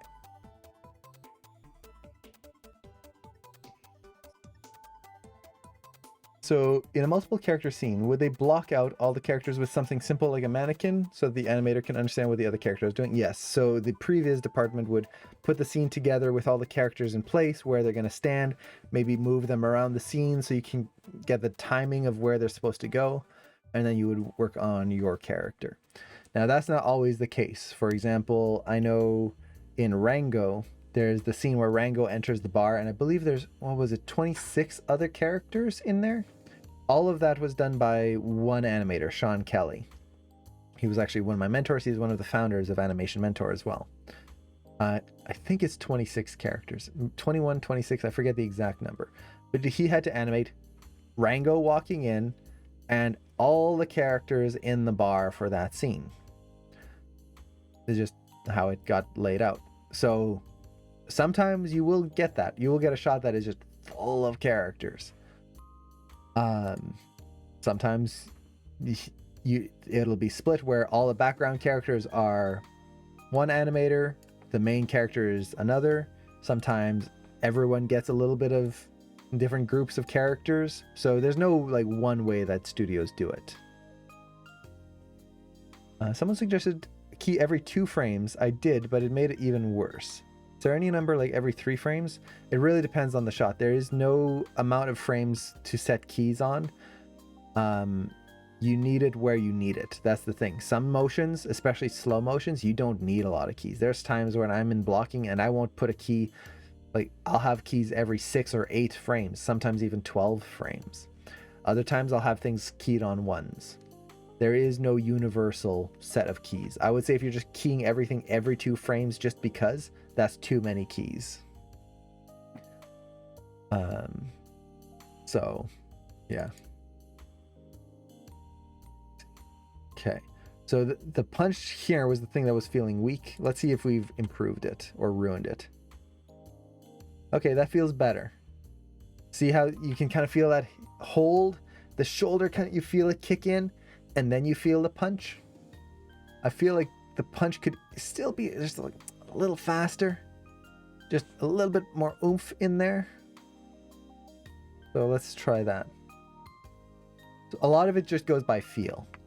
Now, one thing I'm not doing here, just for time's sake, is as you're doing this, you can go through and, how do I want to say this? Be sure to exaggerate your timing.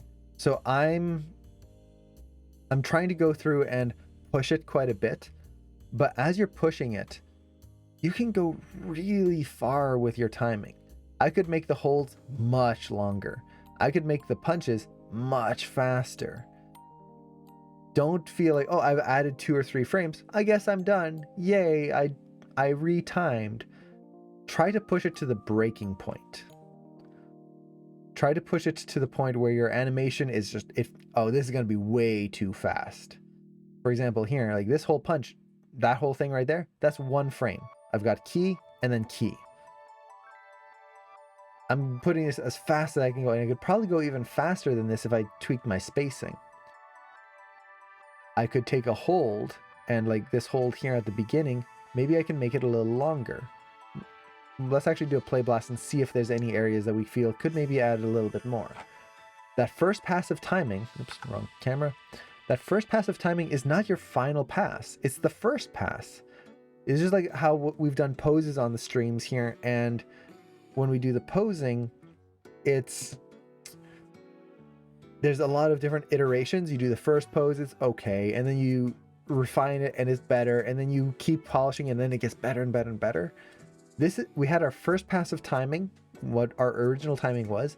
Now we refined it a little bit, kind of pushing the moments that we want to sell, make the holds a little bit holdier, fast motion a little faster. That doesn't mean it's done. I can still push it more. So let's look for that.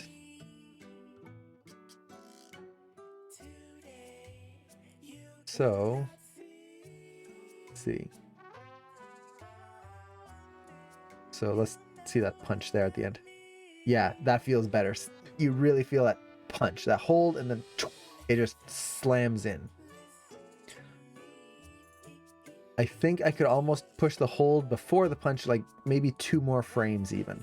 Just really exaggerate, like get that feeling of a break between the 2 punches and then the other punch. So now that we've sped that up, we can exaggerate the hold. So right in here, hold maybe +2 frames. I feel like the beginning could be a little slower right in here. That whole motion up, slower, just to kind of build the anticipation a little bit more.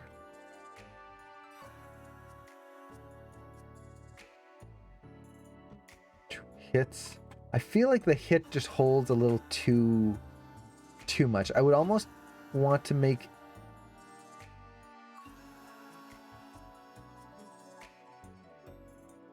how do I want to do this?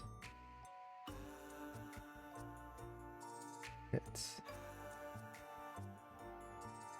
Yeah, there's something off with it. I feel like this needs to be shorter. This frame here. And this needs to be longer. So we need to offset this. So he kind of hits, starts to come up, and you get a hit, impact, hold, and then he comes back up. Maya uses the GPU and CPU.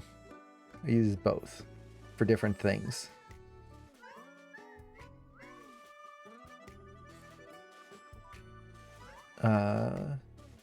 Okay. I also feel like the motion here is a little bland, but we'll see if retiming it can help. Yeah, I'm missing kind of the anticipation. He just holds and It goes straight out. Okay, so let's move this over and retime. So beginning. Make sure I get all the controls. I need this to be a little slower. So I think I'm going to add 2 frames here. I don't want it to be super slow, but add 2 frames there. Now here, maybe 1 more frame here. And it comes up. Hits, good. The next area was down here. How do I want to do this? I could add a breakdown.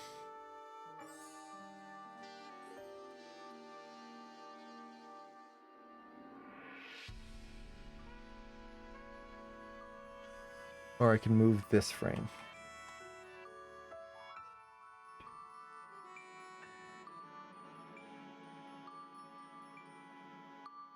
It comes in.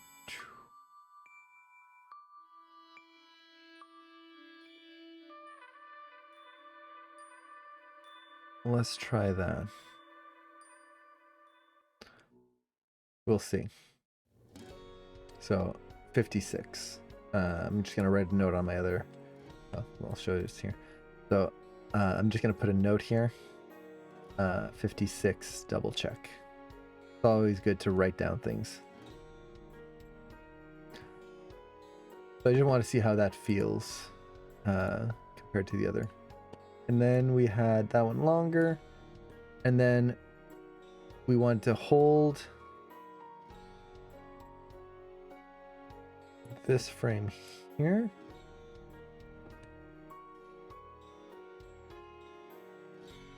Yeah, right here, 2 more frames.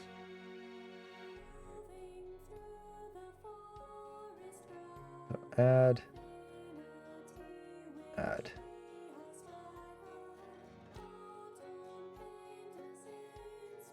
Okay.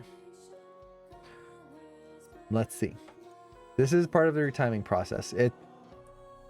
It's a little slow and tedious. This is also why I like to do the sound effect pass first, usually. Just because you can kind of get a little closer to the range you want. But when you start getting into the fine tuning of the polish, it really is just try a few frames here, try a few frames there, see how it feels. It just takes time. This is why it's better to do big changes instead of just small little changes here and there. If you're just doing like, okay, 1 frame, 1 frame, 1 frame, you're not gonna get it. In these cases, I know approximately the range I want, so I'm doing like 2 frame increments, which is still kind of small. But if you're doing big changes, go for like 4 to 6, even 8 frame changes. So let's play back what we had before. Okay. That pause, yeah, it definitely feels weird. And then that punch feels like it could be held more. Okay. Yeah, that feels better already. We feel a little bit more of a impact to the hit there. And that punch, yeah, it feels punchier. I think at this point I would just need another breakdown there. But does it feel too much? It might be too much. I might split the difference, go 1 frame. It's hard to say.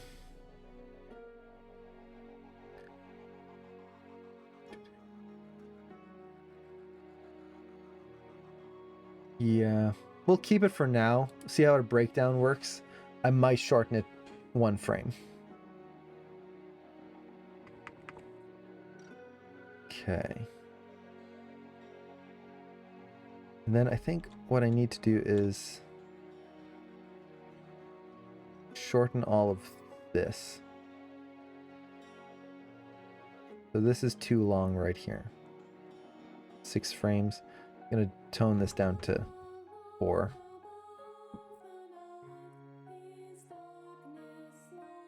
Okay. What am I looking for? There you go. I got lost. So keys for moving between. Does post-to-pose provide smoother transitions, such as just a matter of course? It really just depends on what your preference is. Layered, pose-to-pose, splines, straight ahead, all of the different workflows. It's just what feels better to you, what works better for that situation. So sometimes I will use post-to-pose, other times I will use a straight ahead method, other times I use layered. They each have their pros and cons. There's not one way that's better than the rest. Post-to-pose is just generally easier to understand, and especially when you're first learning, it's easier to diagnose what's going on, because the other methods, especially layered animation, unless you know what you're going to get at the end and what the whole process is, it's not going to look right until it looks right.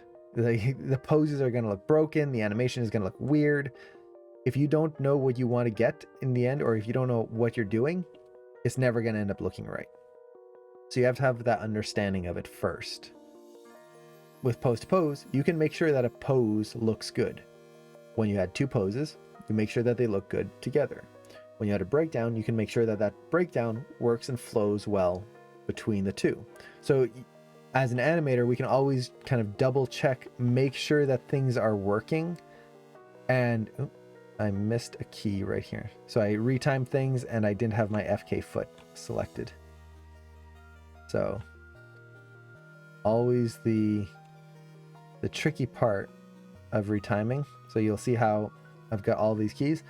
Actually, this is a good demo. This is where the dope sheet comes in handy.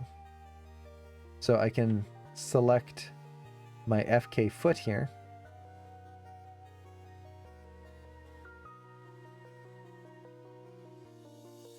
So select the FK controls, and I'm going to select one of my main controls, and you can see where the offsets are going to happen. So right here, all of these are offset from the main control. So I can just go boop. There we go. That's in line there. Just double check. Okay. So on this frame, yeah, that should be there. And then these keys right here should be here. There.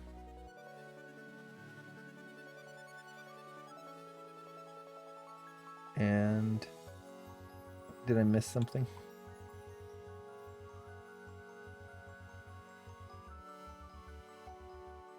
Yeah, I missed something.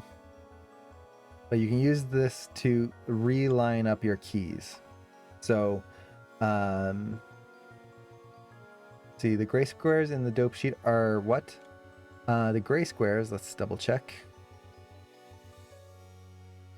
are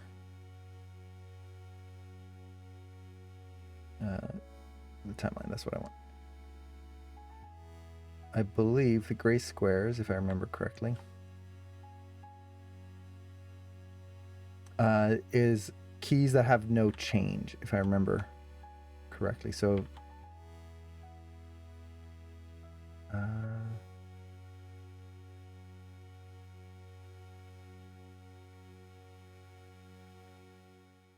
yeah,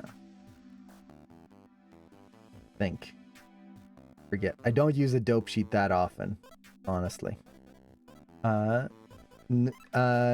No, if there's no controls keyed, it's just blank. So you can see that they're not keyed, or they are keyed here. There is a key right there. But what is it that makes it gray?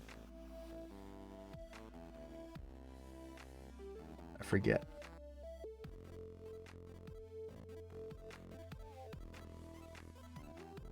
Let's try something. Yeah. So I think it's when there's no change in anything. It's gray. Because as soon as I make a change, right here, yep, it goes black. So I think that's I'm not 100% sure. So don't take my word for it. Now, right through here, I feel like I mistimed something. Because that leg doesn't feel like it's right here. That leg pose right there. I don't remember doing that. Did I forget? The joy of retiming when it's like, wait, how is it supposed to look? Because that leg shouldn't come back out here, should it? Okay, let me double check. This is why it's good to have multiple play blasts too.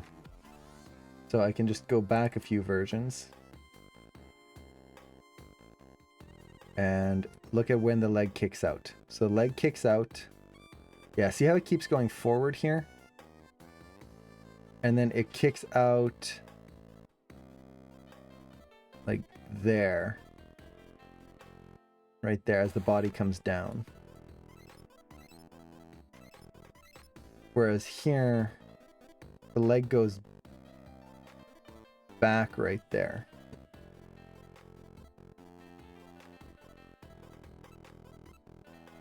Yeah, so this is mistimed.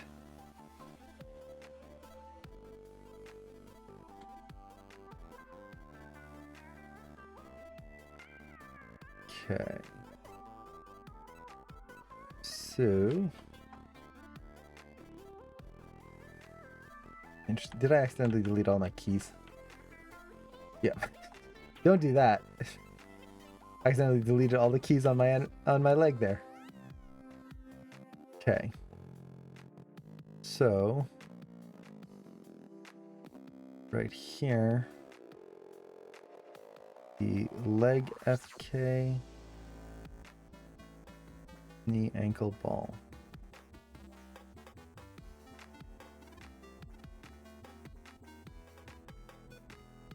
Goes from there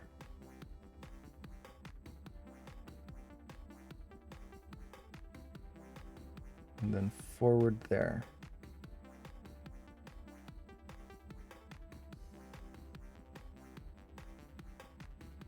Let's see.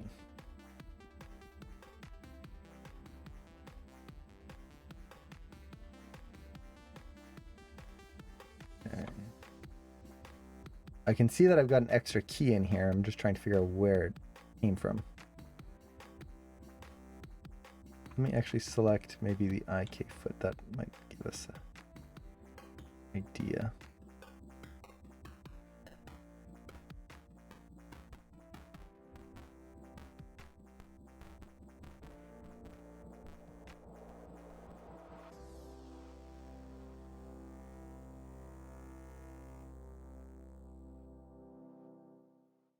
Okay.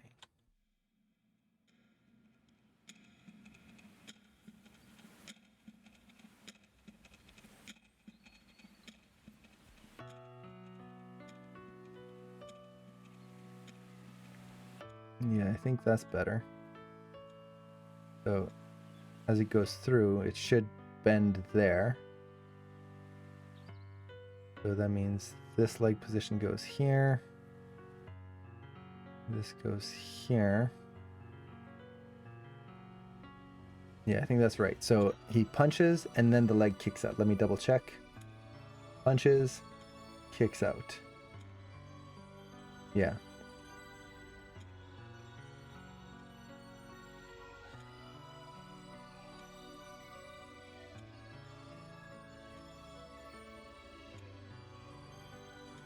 Now, how far did he kick out?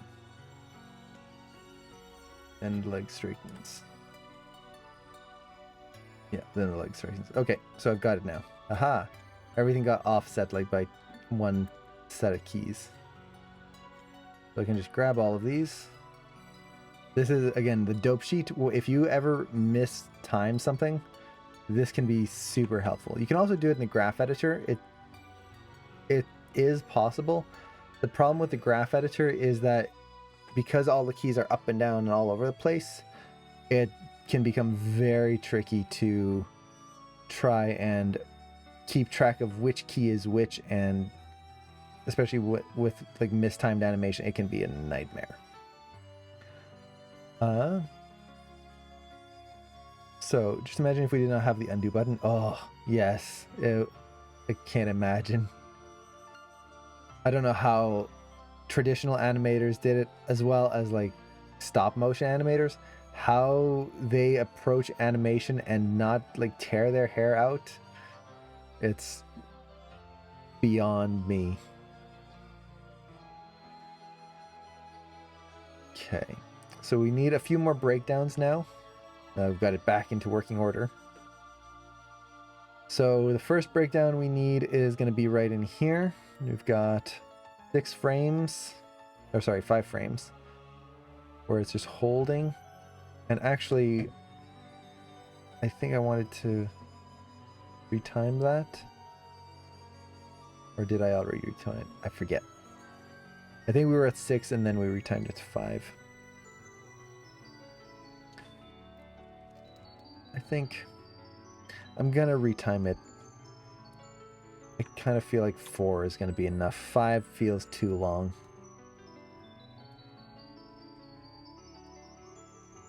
Let me go through here. Okay. So at this point, all I would need to start doing is finishing my breakdowns, and we should be ready for splines.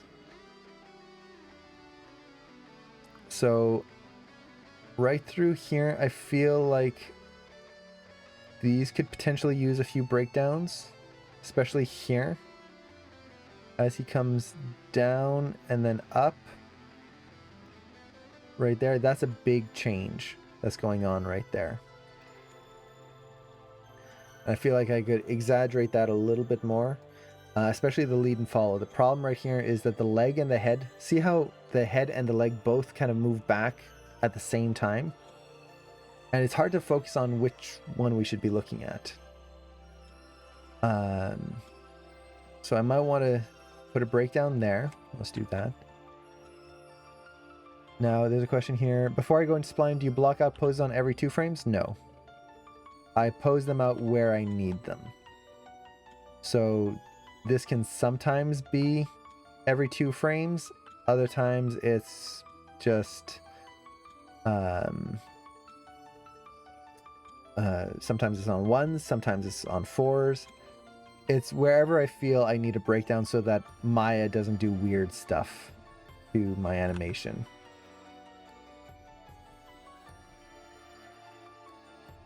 Okay, so let's see here. What happened to my keys? Why can I not see my keys?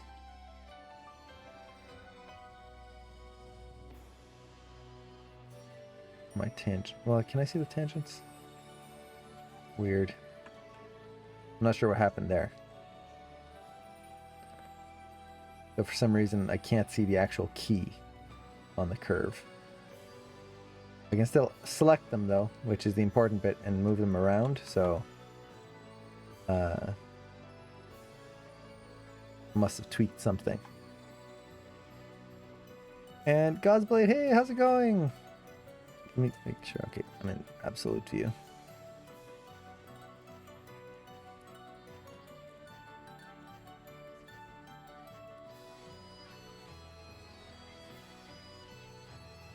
Okay, as long as I can still edit things, I'm happy.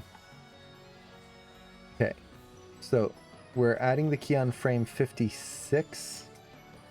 And essentially what I want to have happen is it's going to hold in here.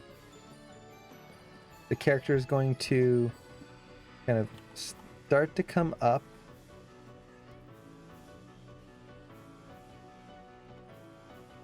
down. Actually, I want those hips to move back just a little bit here.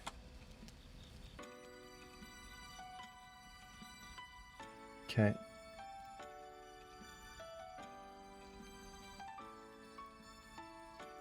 So a little bit like that. A little shake to that hip. Translate Y.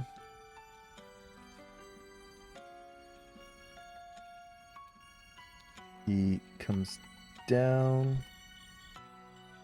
As his body starts to come up, I think I'm going to let it lead a little bit more. So I'm going to see if I can maybe push the hips down even further here. See how that feels. Might not feel great, but we'll see. This should ease out.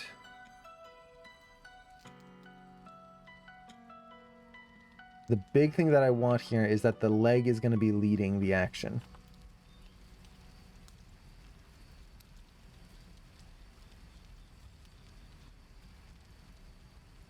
So my rotate Y, that's going to be quite high here. As his hips are going to twist as the leg comes back. But everything else is going to be fairly simple. Keep.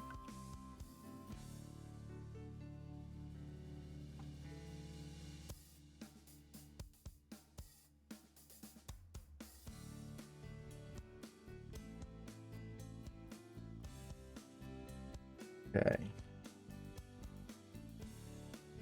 So he comes down right here. I don't want him to slide forward yet, so I'm going to push this back. So he should start to arc even here. Okay, let's do the spine. What happened to the keys? I'm not sure. I hit something and it changed the keys. Luckily, I can still work on them, so it's just changed the view of them. I'm not exactly sure what setting that is, though. So for now, I'm ignoring it.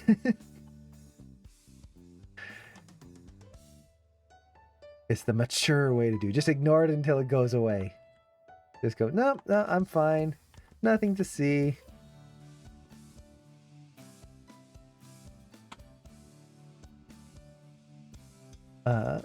So tomorrow is daylight savings? Yeah. In US and Canada.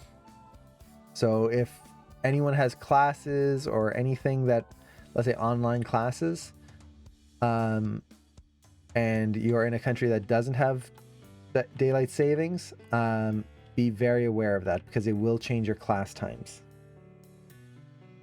Also for the streams, it'll affect the streams. So for anyone who's not in DST, the time of the streams will be an hour earlier. I always forget. So just watch out for that if you've got any online like things that you follow. Okay.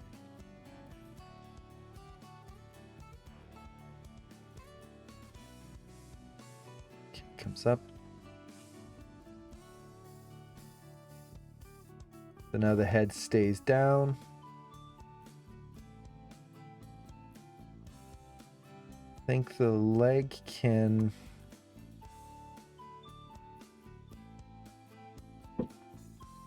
Yeah, start to move a little faster here. Try to arc it a little bit. So as it comes down, it might arc a little lower and a little bit more forward.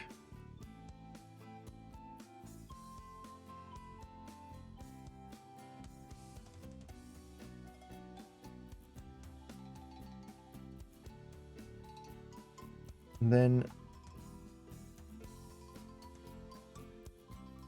I feel like the head is not easing out correctly here. Right here, I feel like the body could still stay crunched up a little bit more. Yeah. So scrunch that up a little bit. Now it'll affect the arc of the of the head here. So see how it's going forward? So I have to take the hips and move those back.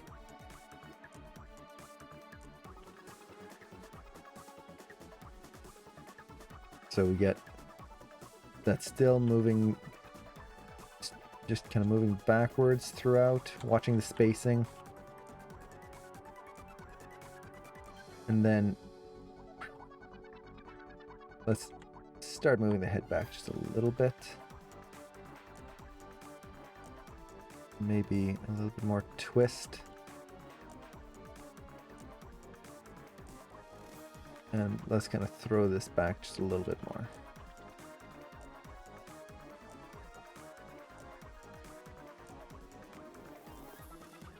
So I'm just trying to track the head. Get that feeling of the body throwing himself back a little bit. I think right here I need to straighten the spine just a little bit more. It feels like the head is doing all the work right there. And that just kind of feels a little weird.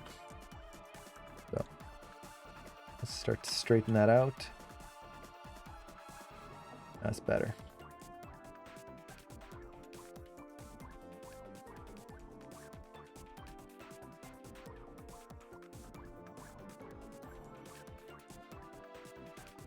Okay, so the leg is definitely leading now, right here. I think I can keep the arms a little tenser, a little longer. Hey, Cobra, thanks so much for the sub. Or just Oni, hey, thanks so much for the gift. Thank you so much. That's super generous of you. Hey, thank you so much. So as he hits, I want that arm to really feel like it kind of shakes from the impact. So I'm going to just twist it back a little bit here. No, that's too much.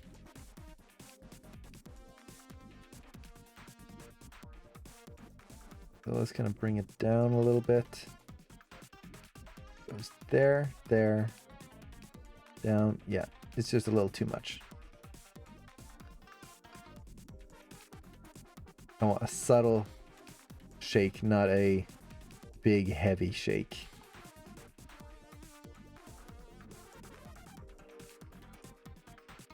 Yeah, something like that.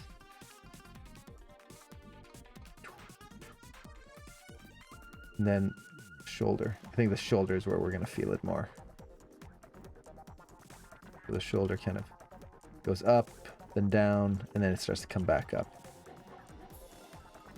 Get that weight of the arm in there. Full shoulder motion. Okay. Same thing with this arm. It comes down. It can kind of keep dropping here a little bit more.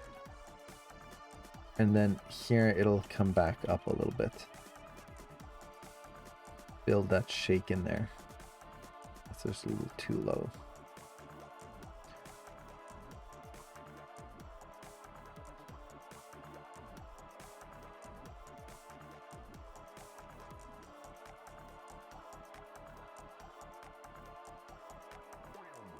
Down. Up.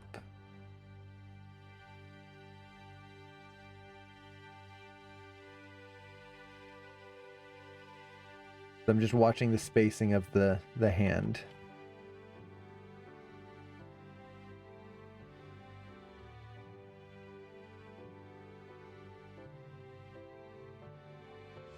Just trying to get that to ease out. As we refine this, I'll actually track the spacing to make it just right. But for now, I'm more worried about just getting the general feel of it. I could start to... wrong control. I could try to track my arcs right now, but things are going to change later on. So if I just try to track the arc of a knuckle right now, it's going to be a waste of time.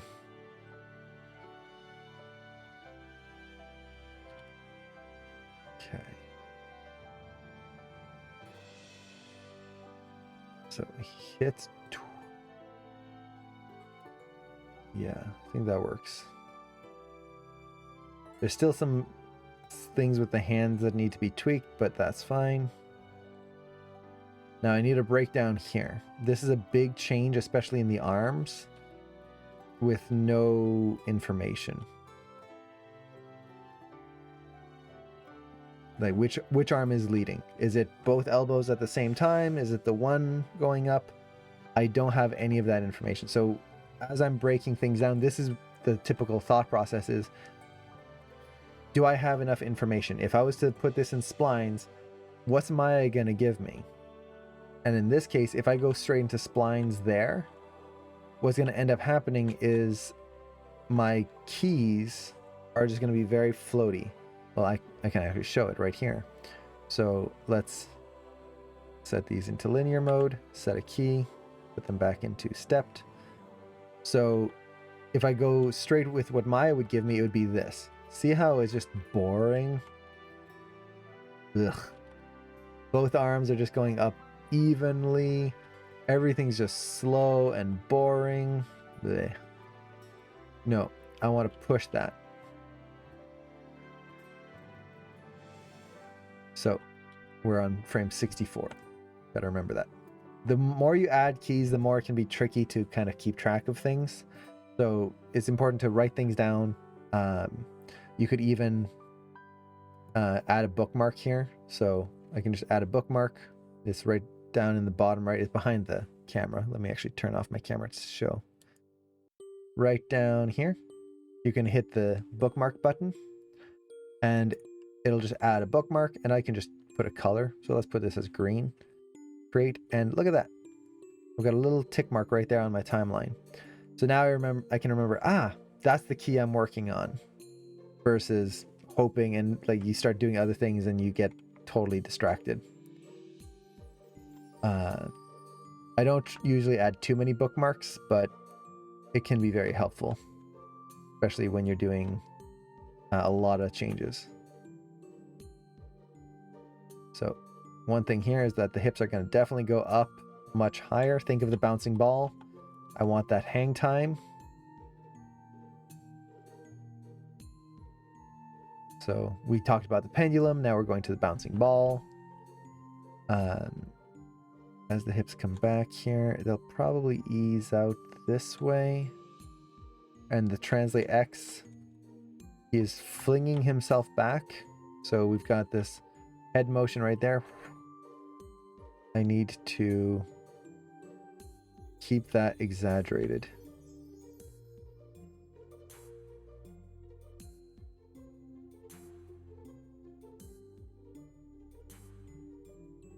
So head throws back. Hips start to come back here. Hips should really go back here.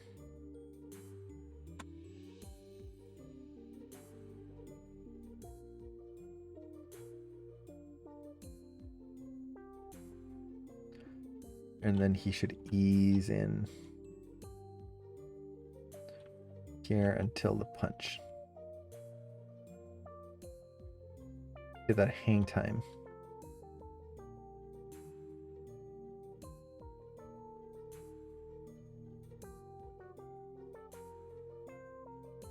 Something like that.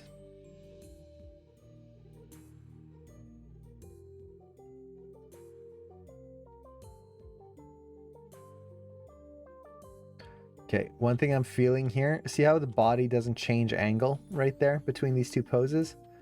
That feels very strange to me. So what I'm going to try to do is reduce the hip motion here and use a little bit more rotate Z to kind of throw the body line off a little bit more.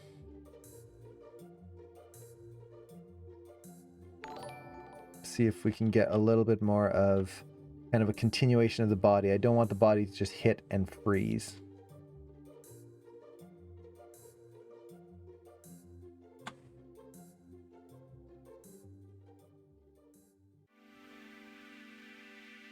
So right there.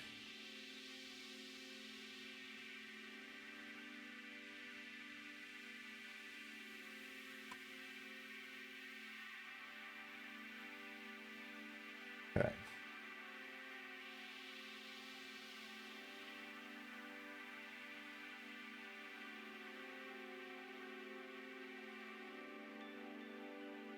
Just get these in super quick.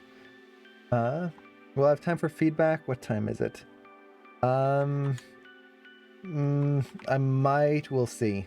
I've got about half an hour still where I've got like time that I'm not gonna have to rush for work. So I'll try to keep some time for feedback. At the moment I will say probably not. So yeah. Okay. So this is better. But see how the head now pauses right there? You get this weird shift in the head? That's not good. I've pushed the body angle so the body feels like it keeps going, but now I've kind of ruined my arc of the head. So I'm going to come back here. Let's go back to the hips and just tweak the translate X a little bit more.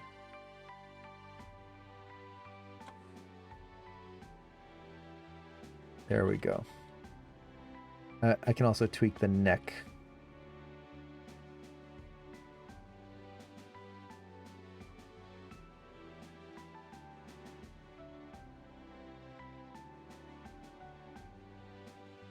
The head angle definitely needs more work too.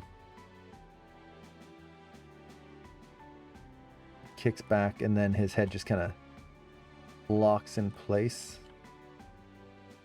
Out, up. No, it needs to go this way. Which way is it gonna come down? Okay, yeah.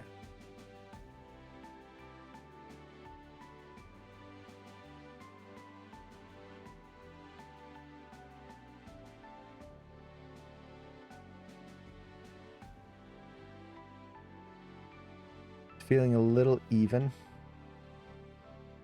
Partly that is the head.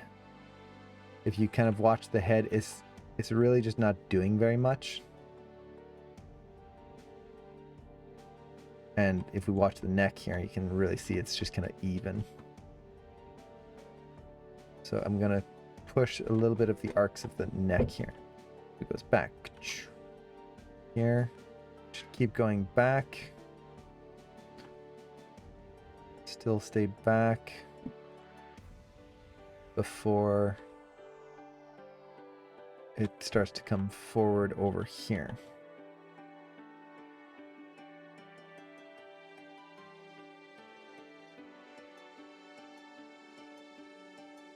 Okay. How come I don't get burnouts? Oh, I get burnouts. I do get burnouts quite often, actually. I actually had a burnout not too long ago. The big thing is that I'm used to what would be the word I'm looking for? I'm used to solving them or getting back out of them, which is not a good thing. But yeah, I get burnt out pretty bad a lot of the time. So you just have to take care of yourself. Make sure that you are listening to your body. If you feel like, okay, you can't do it anymore, take a break. It's okay to just take a break, relax, read a book. Just don't let yourself push to the breaking point. I want that power. It's learning through a lot of mistakes. It's not a power. I've gotten through so many really bad burnouts. You just need to find out what allows you to kind of de-stress.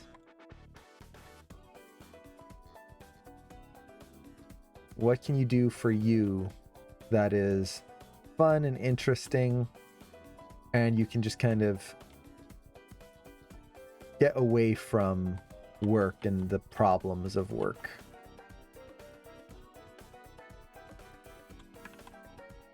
See, Castlevania music, it's just so good.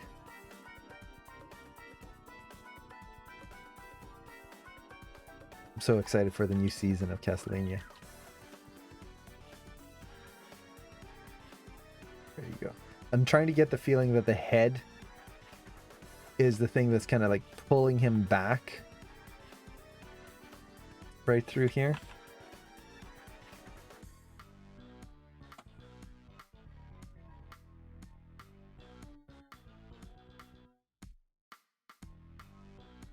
That's feeling more dynamic. So that boring feeling where he was just sliding across, it was basically because the head and neck weren't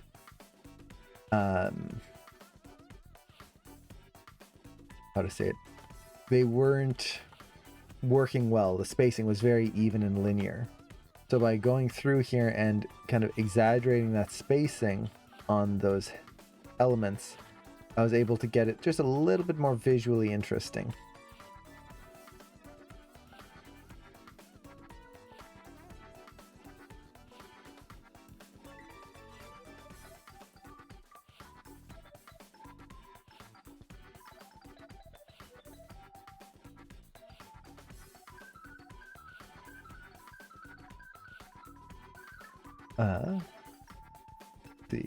For me, it's drawing. Yeah, so everyone's a little different. Some people like drawing, some people like going outside. Some people it's just kind of sitting alone. Other people it's talking with family. For me, it's reading.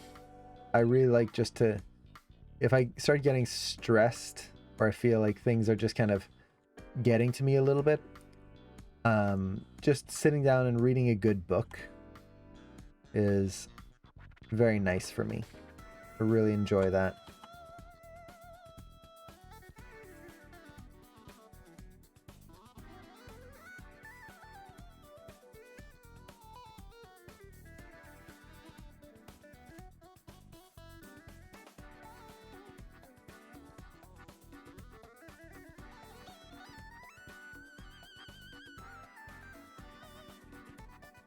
Head goes back.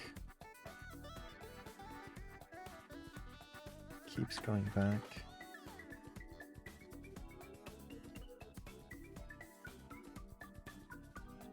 Okay.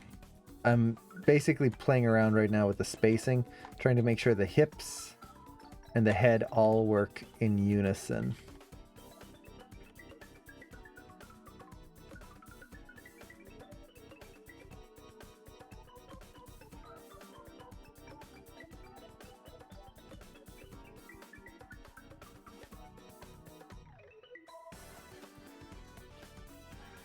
Yeah, we'll keep it like that for now. Now, one thing I do need to change is the arms. That's what's really kind of killing this. Those arms are just kind of, especially that screen left arm, how it just kind of goes straight up like that. I want the elbow to lead more likely.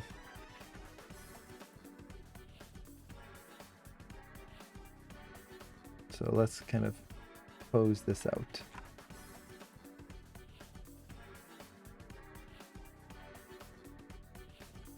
So as he comes down,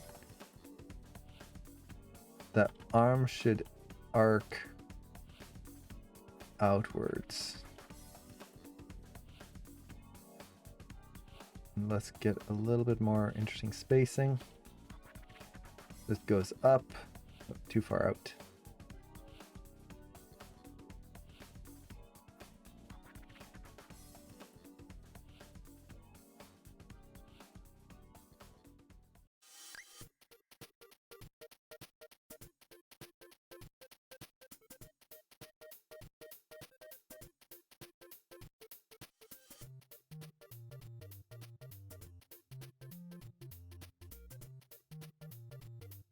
Arm starts to come up.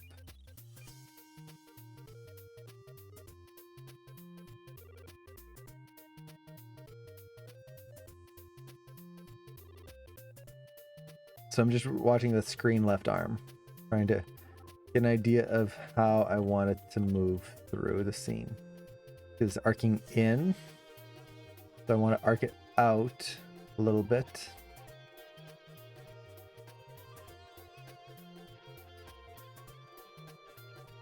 So let's maybe bring that out a little bit more there. Push that arc. Let's push that in and then back out.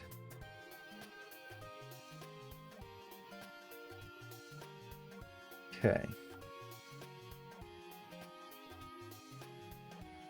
And then here, let's bring that arm back just a tad. That's better.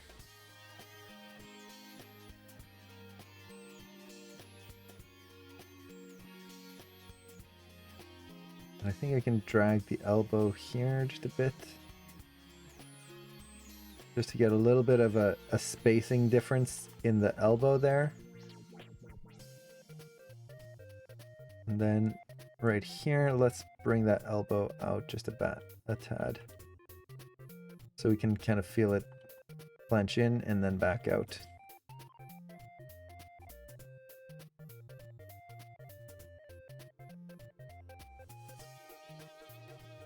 Okay.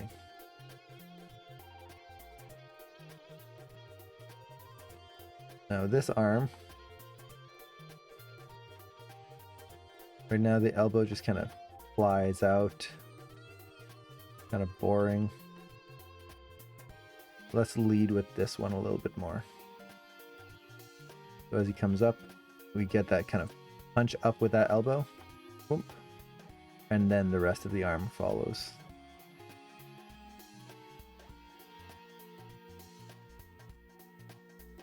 And if his elbow's leading, then his shoulders should probably kind of go up as well.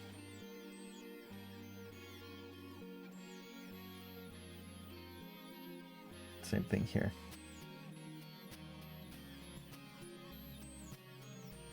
There we go. We're just trying to push that break down. Same thing with the back foot here. It's just kind of easing down. That's fine. Basically, I want that leg to not overstretch.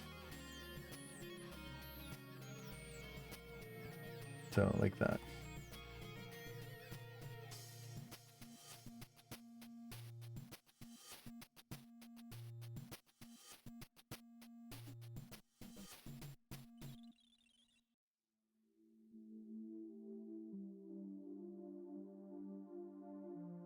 Okay. We'll see how that feels. At speed. Now, I need another breakdown. Where was it? This doesn't really need a breakdown here. Don't really need a... Well, I should probably break it down because of how fast that arm is moving. Right there. Just to kind of put in some detail. Same thing here. Probably add a little breakdown. It'll also give me a chance to add the overshoot in there. So punch. Yeah. Punch.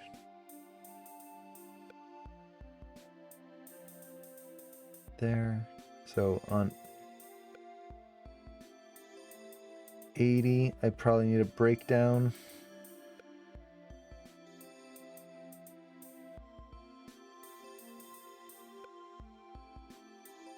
See, let's mark those. Potential breakdowns, I'll put as blue. Punch. Probably a breakdown right there.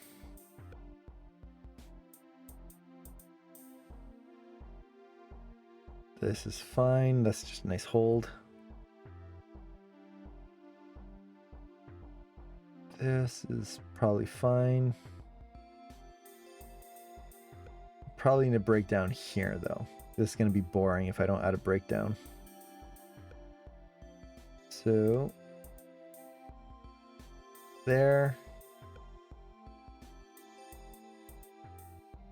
And then our shot is actually over by that point. Okay. Anywhere else? No. No. Maybe one right here at the beginning. The arms are kind of feeling a little even right there. So I might add one right there. So we've got 4 more breakdowns to add. And then we should be pretty good to go right into splining. Now, I don't know if I'll have time to do all of those. We'll see. But I do want to, before I go too far, I want to just double check that section at 64. Just to make sure it's actually working. So, let's take a look here.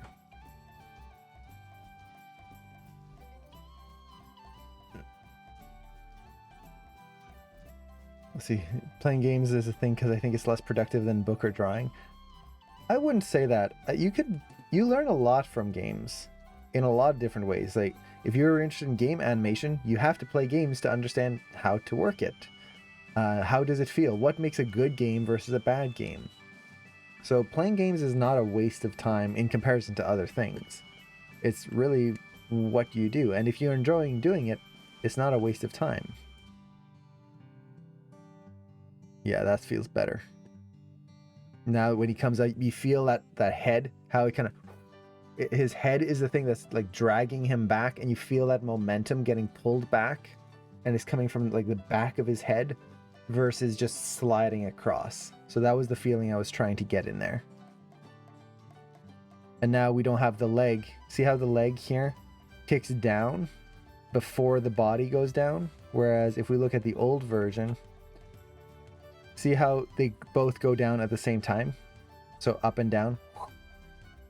It creates this feeling that as an audience, we're not sure where to look because it's separating at the same time. So it's just a little difference. But now it's easy to see the leg go first and then the head go up. It's a tiny offset, like a few frames. But just that makes a big difference.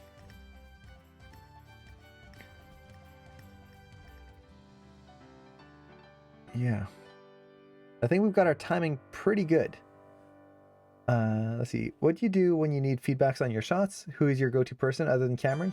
Other than Cameron, it's honestly my go-to person is Cameron. Like, we work together, we do everything together. If I need feedback on something, it's usually him that I go to. I don't really have any other like consistent like, oh, I'll turn to this person for feedback. I have a few friends who I'll turn to, but they're busy, they're working, they're doing their own things. So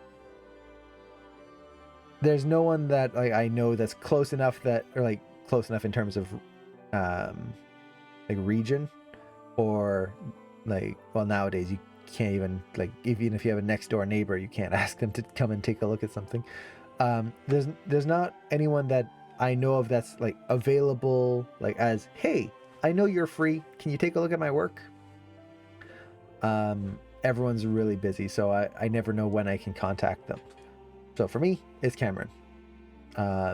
That's my main go-to feedback. But it's always good to have someone, or a few different people. Like, this is the big thing. Everyone's working, everyone's got a life that they're trying to live. So don't rely on, and this is specifically for anyone who's just starting out animation, more than likely you're not going to have a one person to ask for feedback. It's just not really going to happen. Instead, you're going to have a network of people that you can ask for feedback. And not everyone will be available at the right time. Sometimes they're going to be busy, they won't be able to take a look at it. But if you have enough people, then it's not a problem, because at least one or two of them can take a quick look. So yeah, it's really kind of pushing that element in there. Or sorry, not element, that connectivity. between a lot of different people. Um, I justify watching movies saying it's research. It is actually totally legit. It's a um, it's a big thing where, like, as animators, we need to study what makes a good film, and the way to do that, one of the best ways, is to watch films. It's kind of oddly the same thing. Like, one of the reasons why I have a lot of figurines and toys and stuff on my desk. One, I love them. Like, I love toys and all of that kind of stuff. So that's a big one. But another big thing is that they are for work. I like sculpting. I like kind of making toys. One day I would like to, like, 3D print some actual toys and stuff like that, and kind of make a little production out of that, just for my own sake. Like, that's a me project, not any big, like, goals or aspirations there, just a hobby. So when I get, like, all these figures and toys and whatnot, oh yeah, it's for fun and collecting, but it's also to study. Why do I like these figures versus others? How did they make them? How did they make this toy in a fun and interesting way? So regardless of what you're trying to go into, animation, whatnot, acting, you need to study why you love it. If you're going into games and you don't like games, you can have a great career. Like, honestly, as an animator, you don't have to love the thing that you're doing. So, for example, there's a lot of animators who work on Star Wars films who've never seen a Star Wars film. You don't have to be a Star Wars nerd to be animating on Star Wars. That's not a prerequisite. But if you are a Star Wars nerd and you know what you love about it, you can start to incorporate elements of that, and your animation becomes less of just making a character move and creating something personal and meaningful to you. If you like games and you know what kind of feeling you would love to see in a game, do it.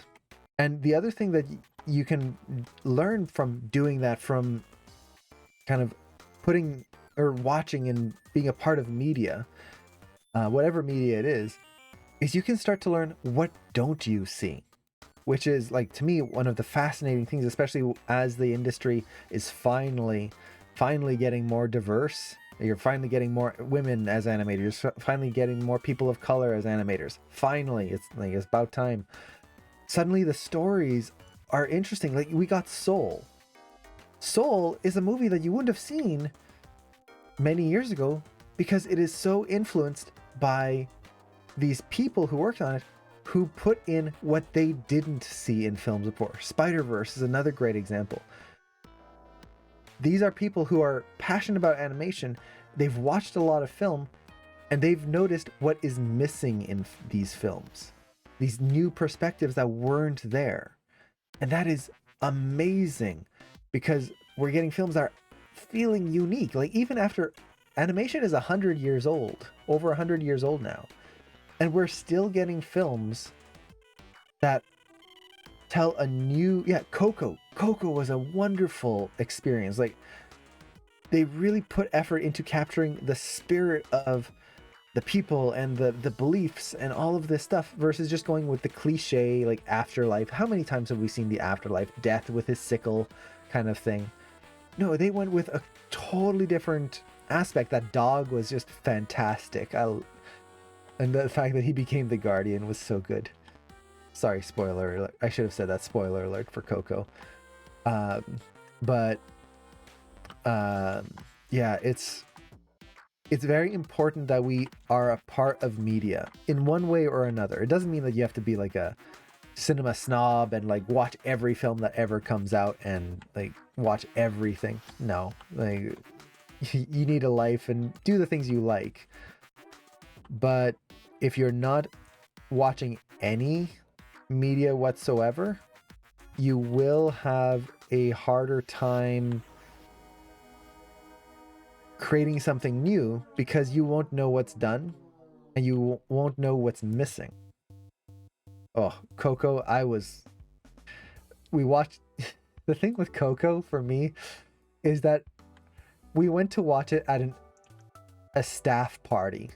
So it was like everyone that we work with, Cameron and I, got together and went to watch a film. So it's all these people that we work with, and everyone was just bawling their eyes out. It was There was no professionalism that day. It was wonderful. I loved it. Let's see.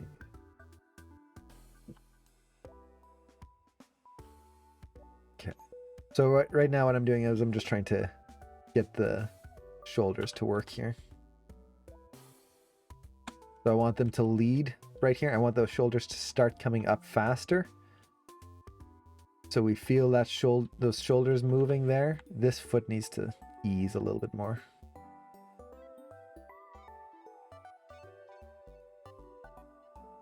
Okay. So just feel a little tiny bend in that leg. Oh, when everything in Coco is just like a heart-wrenching, but that song at the end, man, it was brilliant. I think I've done have I ever done a talk on Coco? Can't remember. An analysis? I might not have. If so, I need to rectify that at some point, because there's so much in Coco that is just so good. In terms of storytelling, in terms of animation, they do so many things right. Especially the reuse of elements. So this is actually, I don't know if I've ever done a big talk on that. But it's something I'm really, I wouldn't say passionate about, but I look for in movies, and I really enjoy when I see it well done in a film, is when they mirror something throughout the film. So in essence, it's kind of reusing the same element, but in different ways. So this is kind of spoiler warning for Coco. So if you haven't seen it, plug your ears. It's not going to be a huge spoiler warning, but still a big part of the film. In Coco, they reuse the same song. They introduce it at the very start of the show. The song "Remember Me." They introduce it right at the beginning, and it is a inspirational moment for the main character. That song is what gets the main character of the film to start his journey, at least like from an audience standpoint. And throughout the film, they keep replaying the song, but every time it means something different and adds a new element to the story. And in the end, it plays a very pivotal point to the whole meaning of the film, the whole meaning of the story. It's wonderfully done. And I love it when films can do that in a way that doesn't feel kind of cliche or like ham-fisted. So where it just kind of feels like, okay, we get it. It's supposed to be important. There's just moments like that especially in more like films that are aimed to kids. You see a lot of those types of moments where it's like, okay, we get it. The power of friendship. Like it's so beaten into the moral of the story that it's not as interesting anymore. So when a film can do that really well, like Coco did with the music, I love it. And that would be a fun conversation to have. Like there's a few different films that I feel do that really well. Films and stories. Let's see. Trying to think of good examples right off the top of my head. A recent one, just because I watched it recently, that stands out is She-Ra, the new She-Ra cartoon. DuckTales does it pretty well in a few different areas. Mostly, I've been watching lots of TV series. Oh, Infinity Train. Infinity Train does it really well. If you guys haven't seen Infinity Train, check it out. It is well worth your time. Highly, highly recommend Infinity Train.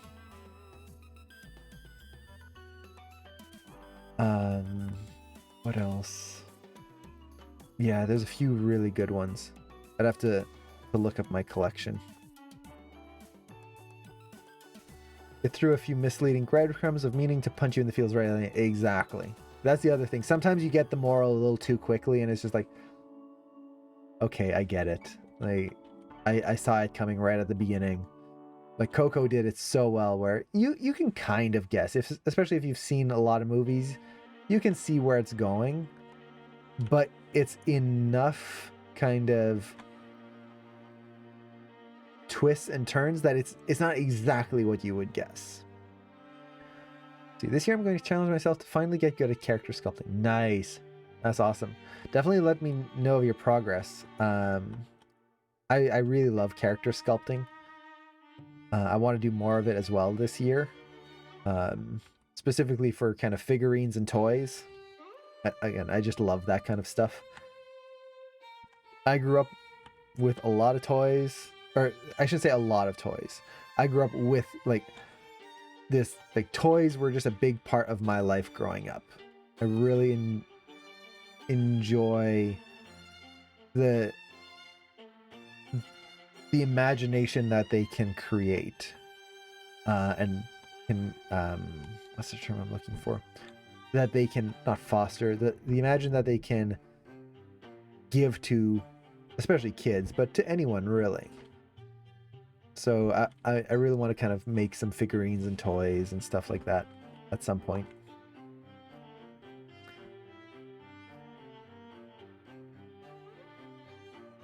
So yeah, definitely keep me appraised of your progress. I'd love to see it. This feels like it needs to be further ahead here. Let that head lead. I want that neck to go down. What's your favorite kind of toy? Action figure, construction toy? Honestly, I don't really have a favorite kind. Like puppets, Cameron and I were really into puppets growing up. Action figures, of course, just because that's, well, you can see a lot of them back there. We liked toys that had fun designs. So yeah, any toy really. Whether it was cars or like we had tractors, we had like our family was a farming family, so lots of toy tractors.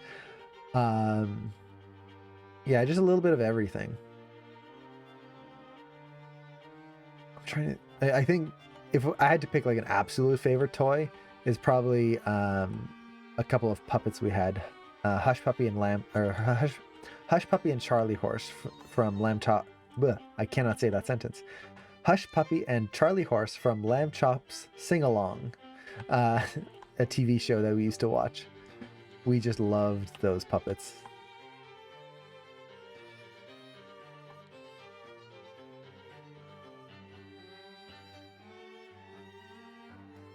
I loved watching Lamb Chop. Hey, yes, the song that never ends. Goes on and on, my friends. We'll keep on singing it forever just because. And then the next part I forget. Someone started singing it. No, wait. The song never ends. We'll sing it. We'll keep on singing it. Oh, my friends. No, I'm missing a part. I can't try to sing it and listen to the other music at the same time. My brain is not musically inclined like that.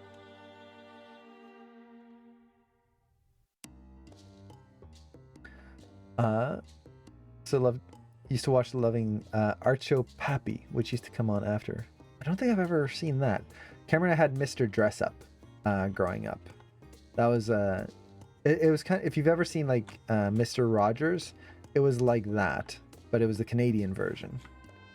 Mr. Rogers was actually a friend of Mr. Dressup. And they worked together on a production before Mr. Dressup moved to Canada, I believe. And then made that show. So it was essentially the same show. An art-themed cowboy show. Interesting. It's interesting. I'll have to look that up. I think one show that we used to watch, I forget the name, I think it was called Art Break. That one we really liked. The guy would paint part of the show he would take like an everyday object like salt and then just make a painting out of salt, or just loose clothing, or just random stuff, and just like paint on the floor, or not paint, but like make a Art Attack. Yes, that's what it was. Art Attack. That, yeah, not Art Break. I love that show.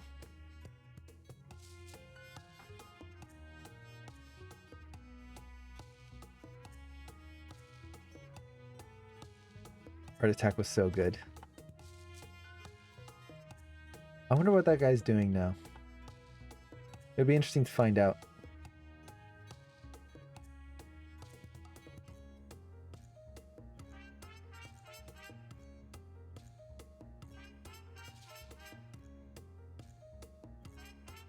Okay. So I need a few more breakdowns. Do I have time? Oh, I don't know if I have time for them. I want to do them so bad. I want to get it done. Not that I want to rush through the shot, but I do want to get progress done. But I don't know if we'll have the time. I'll see if I can get this one here, and that might be good enough to call it. Okay.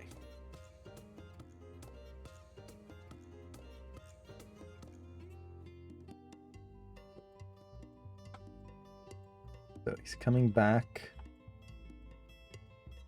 which means I want to hold more towards the next pose.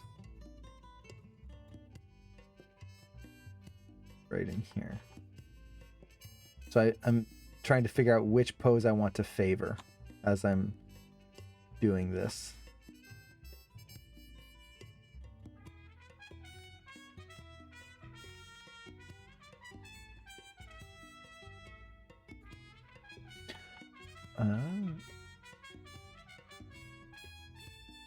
Let's see.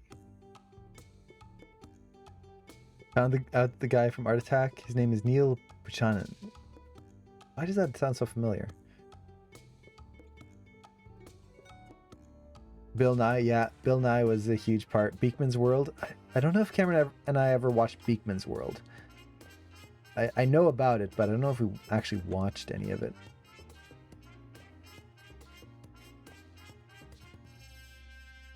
Bill Nye we really liked. Was Beekman's World the one where there was a guy dressed in a rat costume? Forget.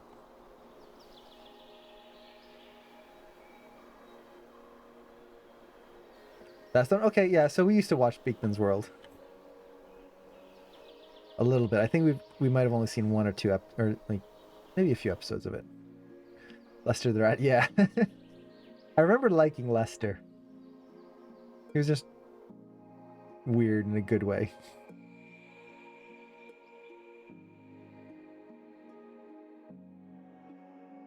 Let's see.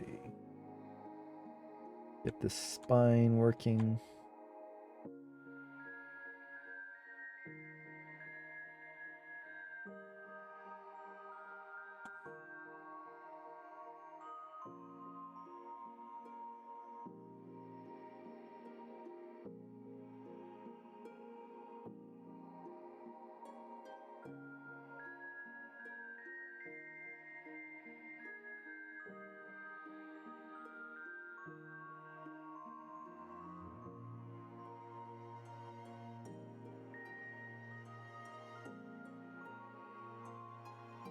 I think I can take a little bit of that.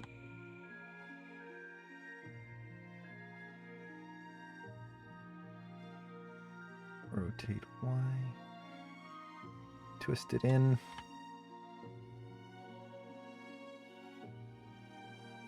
Okay, so I wanted him to, he's gonna favor the pose here for the hold, but his body is gonna favor the pose before, spacing wise, so that we get just a little bit more of a feeling of the punch and the reeling back of the punch.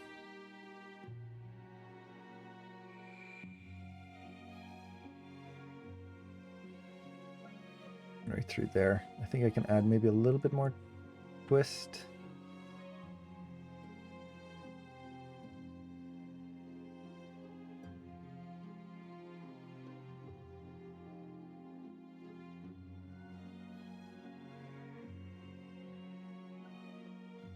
Okay.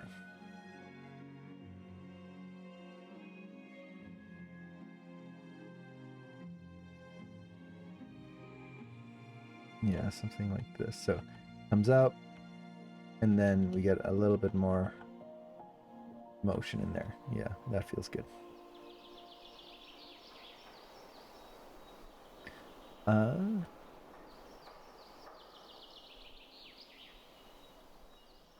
Oh, you never be ashamed of being sad that a show ends. I remember being very sad about a lot of shows that ended.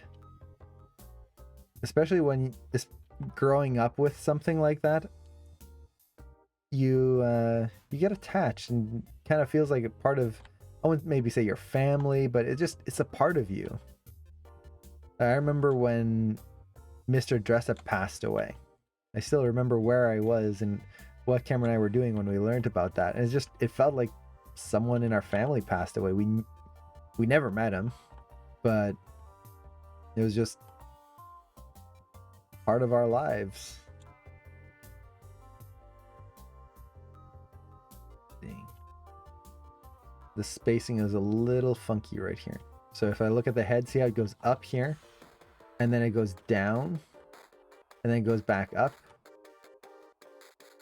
I need to make sure that this keeps straightening.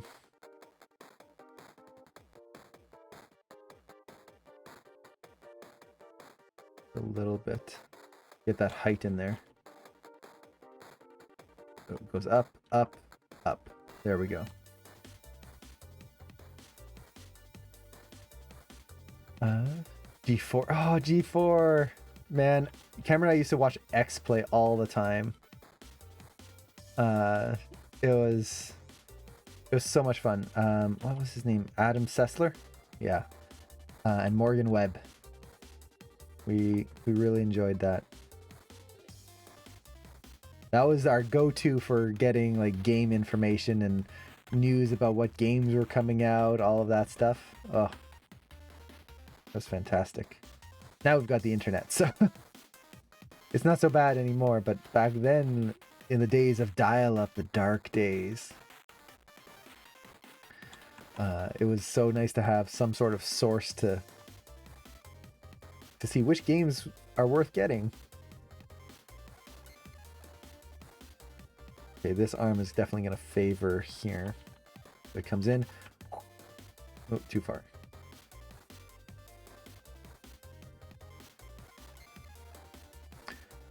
I still remember when the Funny Musical episode premiered on the 24th birthday night. Had the score memorized by 1 year of replay.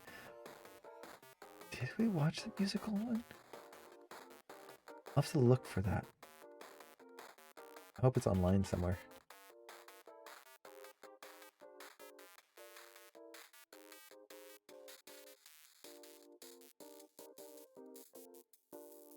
Yeah, X-Play was so much fun. Or Extended Play. That was a long time ago when it was called Extended Play.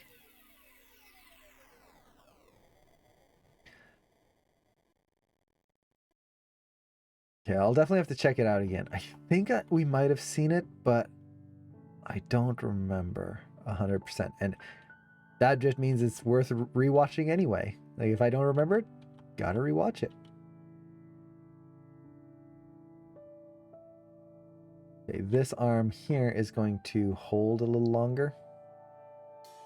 So as it comes up, we'll hold and then have it come out.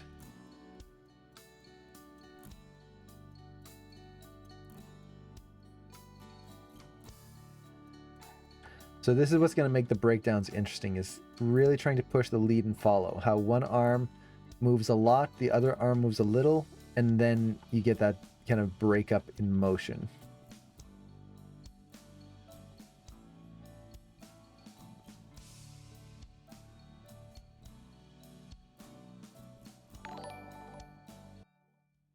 Okay.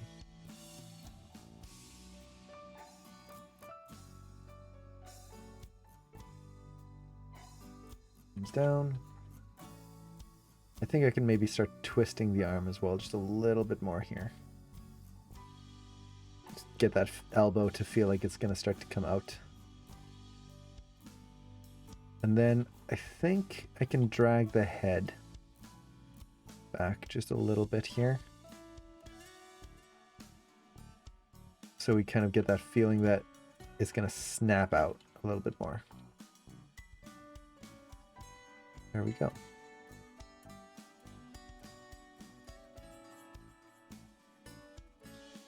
Okay, so let's do 2 play blasts here. I want to see something. The first play blast is going to be just the regular step mode. The second play blast, I'm going to go into splines. We'll see how it feels. I would like to add 2 more breakdowns to this, but they're not necessary. Honestly, I could have been doing all of this here in splines already. So when you choose to go into splines is whenever you feel comfortable with the amount of work you've put in, and where you know that when you go into splines, you're going to be ready for it. So let's actually do 2 play blasts here. So we'll do that one. Now come back in here, select everything, and go into splines. It's gonna look terrible. Like, I can already see some of these curves, they're not making too much sense, but that's fine. Nope, I do not want to replace. I want to open up the options. No. Options. There we go. Okay. So we'll see how it looks. And then we'll also compare it to our first spline pass, when we didn't have any breakdowns. Okay. Get everything open here while that's play blasting. Let's see. The one thing that truly made me cry was watching... Okay, got that. I've heard that once you get a certain level of animation skill, a lot of advice you get on your shots is subjective. Honestly, yeah, that's true. So, like, at the beginning, a lot of the feedback you're going to get is kind of like very basic stuff. There's pops, there's wiggles, it's not appealing, the pose needs to be pushed. Those are pieces of advice that are kind of universal. If a pose is not appealing, it's just not appealing. Once you get a certain level, it really does become subjective. Some people like fast, snappy timing. Other people like more realistic timing. Some people like more exaggerated facial expressions. Some people don't. It really just depends on the personal taste and what your aim is. And at that point, it doesn't mean that feedback is bad. It just means that you have to be a little bit more picky about which ones you pick and choose. So for example, I'm going for kind of a realistic, like semi-realistic feel for this. I don't want to go like super cartoony Hotel Transylvania Warner Brothers style. So if someone came to me and went, okay, you have to speed this up and put a ton of multiples, that's not going to be what I want. It's not going to fit the style of the world that I'm creating. So I have to be very careful of what I listen to.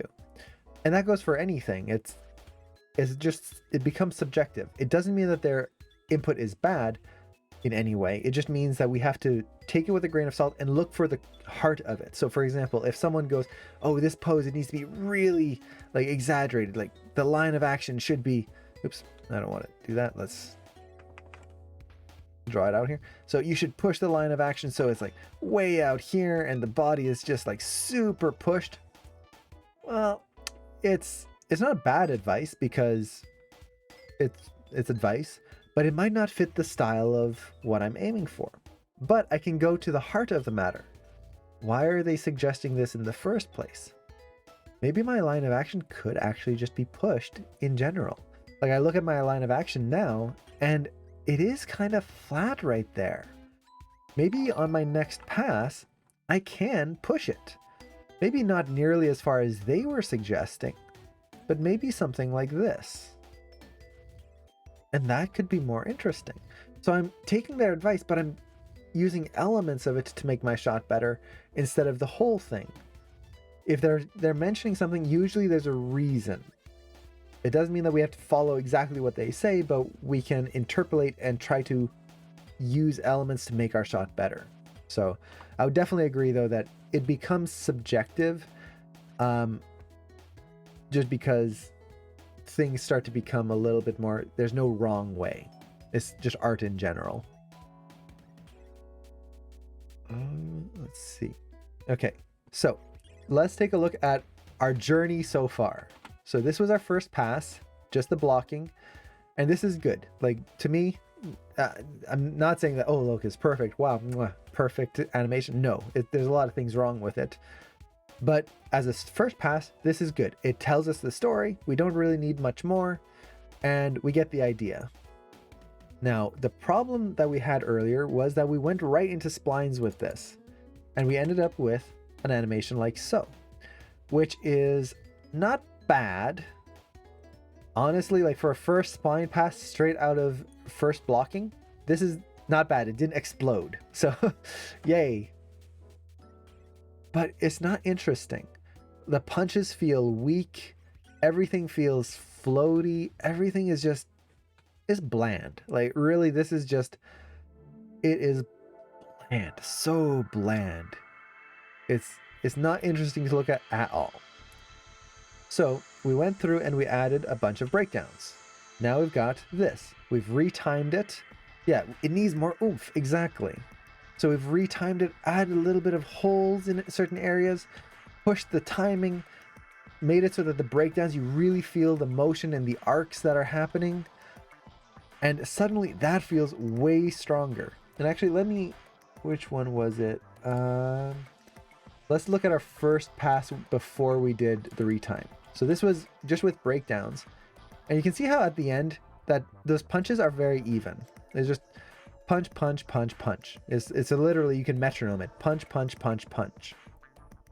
I still feel that the first right hand punch is weak. Yeah, that's on purpose. So I was talking about this earlier. That first punch right here, that little flick of the wrist, I actually want it to be weak so that it contrasts with the other ones and makes the other ones feel stronger. I want just kind of this, like, yeah, like this little just quick punch versus a full, ow. Why did I have to tear my muscles there? Can't straighten my arm. Okay, I'm gonna do it in small punches. So it's a little tuk punch, and then you get these big, like, powerful just jabs. So I want that contrast. Now, I do feel it's a little even. I would say that everything is in step mode right now. So this is all in stepped. So we had this version. Everything's even. Everything's boring. There's not enough holes in anything. We retimed it, so add a little bit more hold at the beginning, which the spacing needs to be tweaked a little bit, but it's getting there. I've made this whole animation on stream, so everything I've done is all on stream. I've done nothing out of stream. So if you want to kind of watch the whole progress, you can look at the previous streams. Every single step is on there. Now let's actually look at what happens when we go into splines with this. We've never seen this before. It might work. It might be absolutely awful. We'll see. It's okay. It's not great. But why? We've added so many breakdowns. Why is it not working? There's a very specific reason for this. So before, the reason this was feeling bad is that everything is even. Everything is slow. Everything, there's no detail in here. Now we've got the detail. So the punches feel much faster. Like you compare those punches to what we had before, way faster. But it feels poppy and like things jerk and kind of stop in weird ways. Like right here as he punches, it's just like slow and then poof, it kind of feels weird. At this point, it's just tweaking spacing. What's happening is that Maya is just interpolating our keys and making the small spacing that we haven't touched into these little boring micro motions where there's no arcs and no kind of extra love in those motions. It's all just bland and flat. So at this point, we actually have the details in. All we need to do is tweak our arcs, tweak our spacing, and push our overshoots and overlap. That's what's really going to help, the overshoots especially. So for example, the punch, right now, the thing that's not working with the punch is that it hits and then it automatically just recoils. What we want to do is on the punch, we want to overextend it and then have it come back before coming in. So that's going to really make a big difference. It's these little details. But at this point, it's really just a little bit of curve tweaking.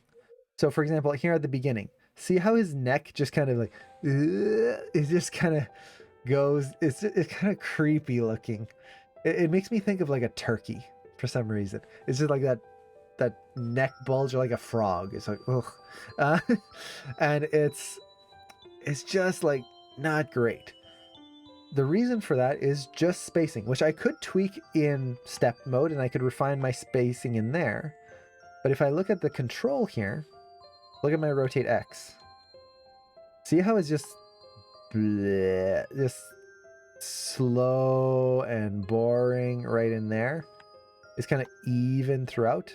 I just need to push that so that we get big, quick changes. So now that we have the curves, we can see that. And we can either do that with the tangents by adding a few more keys, but it's really just cleaning up. So for example, here, you can see how the curve is really wiggly right through here. We just need to go through, clean that up. So even here, like, why is there a little lump right there? So we've got our information in there. We just need to do a little bit of finalizing. And can we do one punch to show the difference? Let's see. I don't know if we're going to be able to because we retimed everything.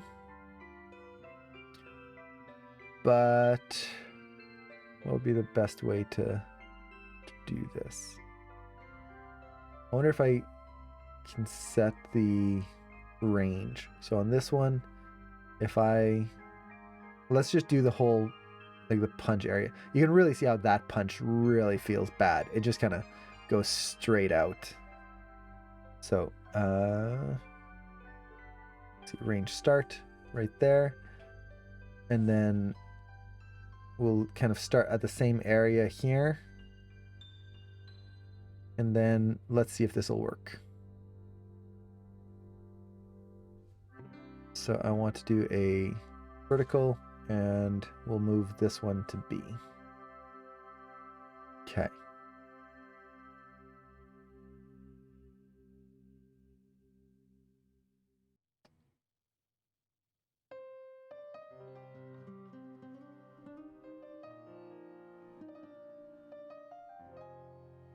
I don't think we're going to be able to compare one to one.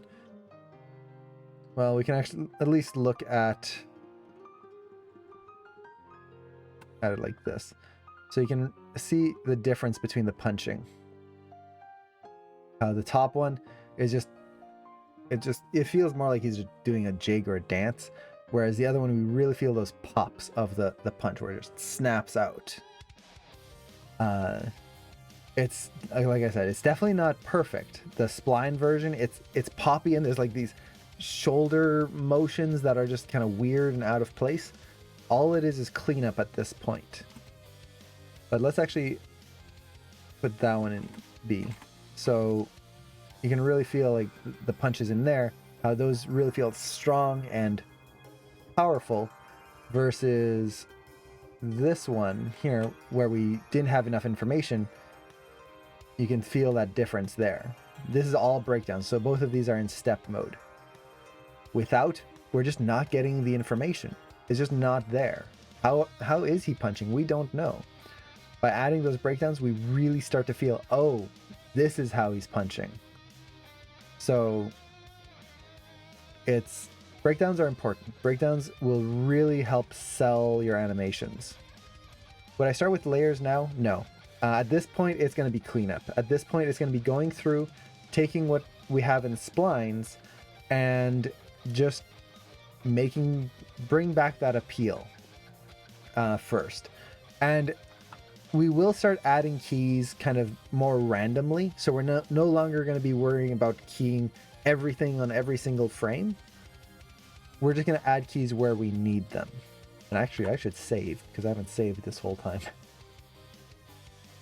So we're just going to, I guess you could, in a sense, say that we're going to start doing layered animation in that sense. But it's not really layered. At this point, it's just refining what we have. So I'll start with the hips, kind of go through there. We can kind of feel like this curve now that we can actually see the curve. Come on. Yeah, there we go. How, like, there's this weird, like, V shape right in there. I'll want to double check that. There's usually no reason for a V shape to happen unless someone's bouncing off of a wall. So I can probably ease that in a little bit more, kind of push my arc to be a little bit more dynamic right through here. Clean up this motion right there to be smoother.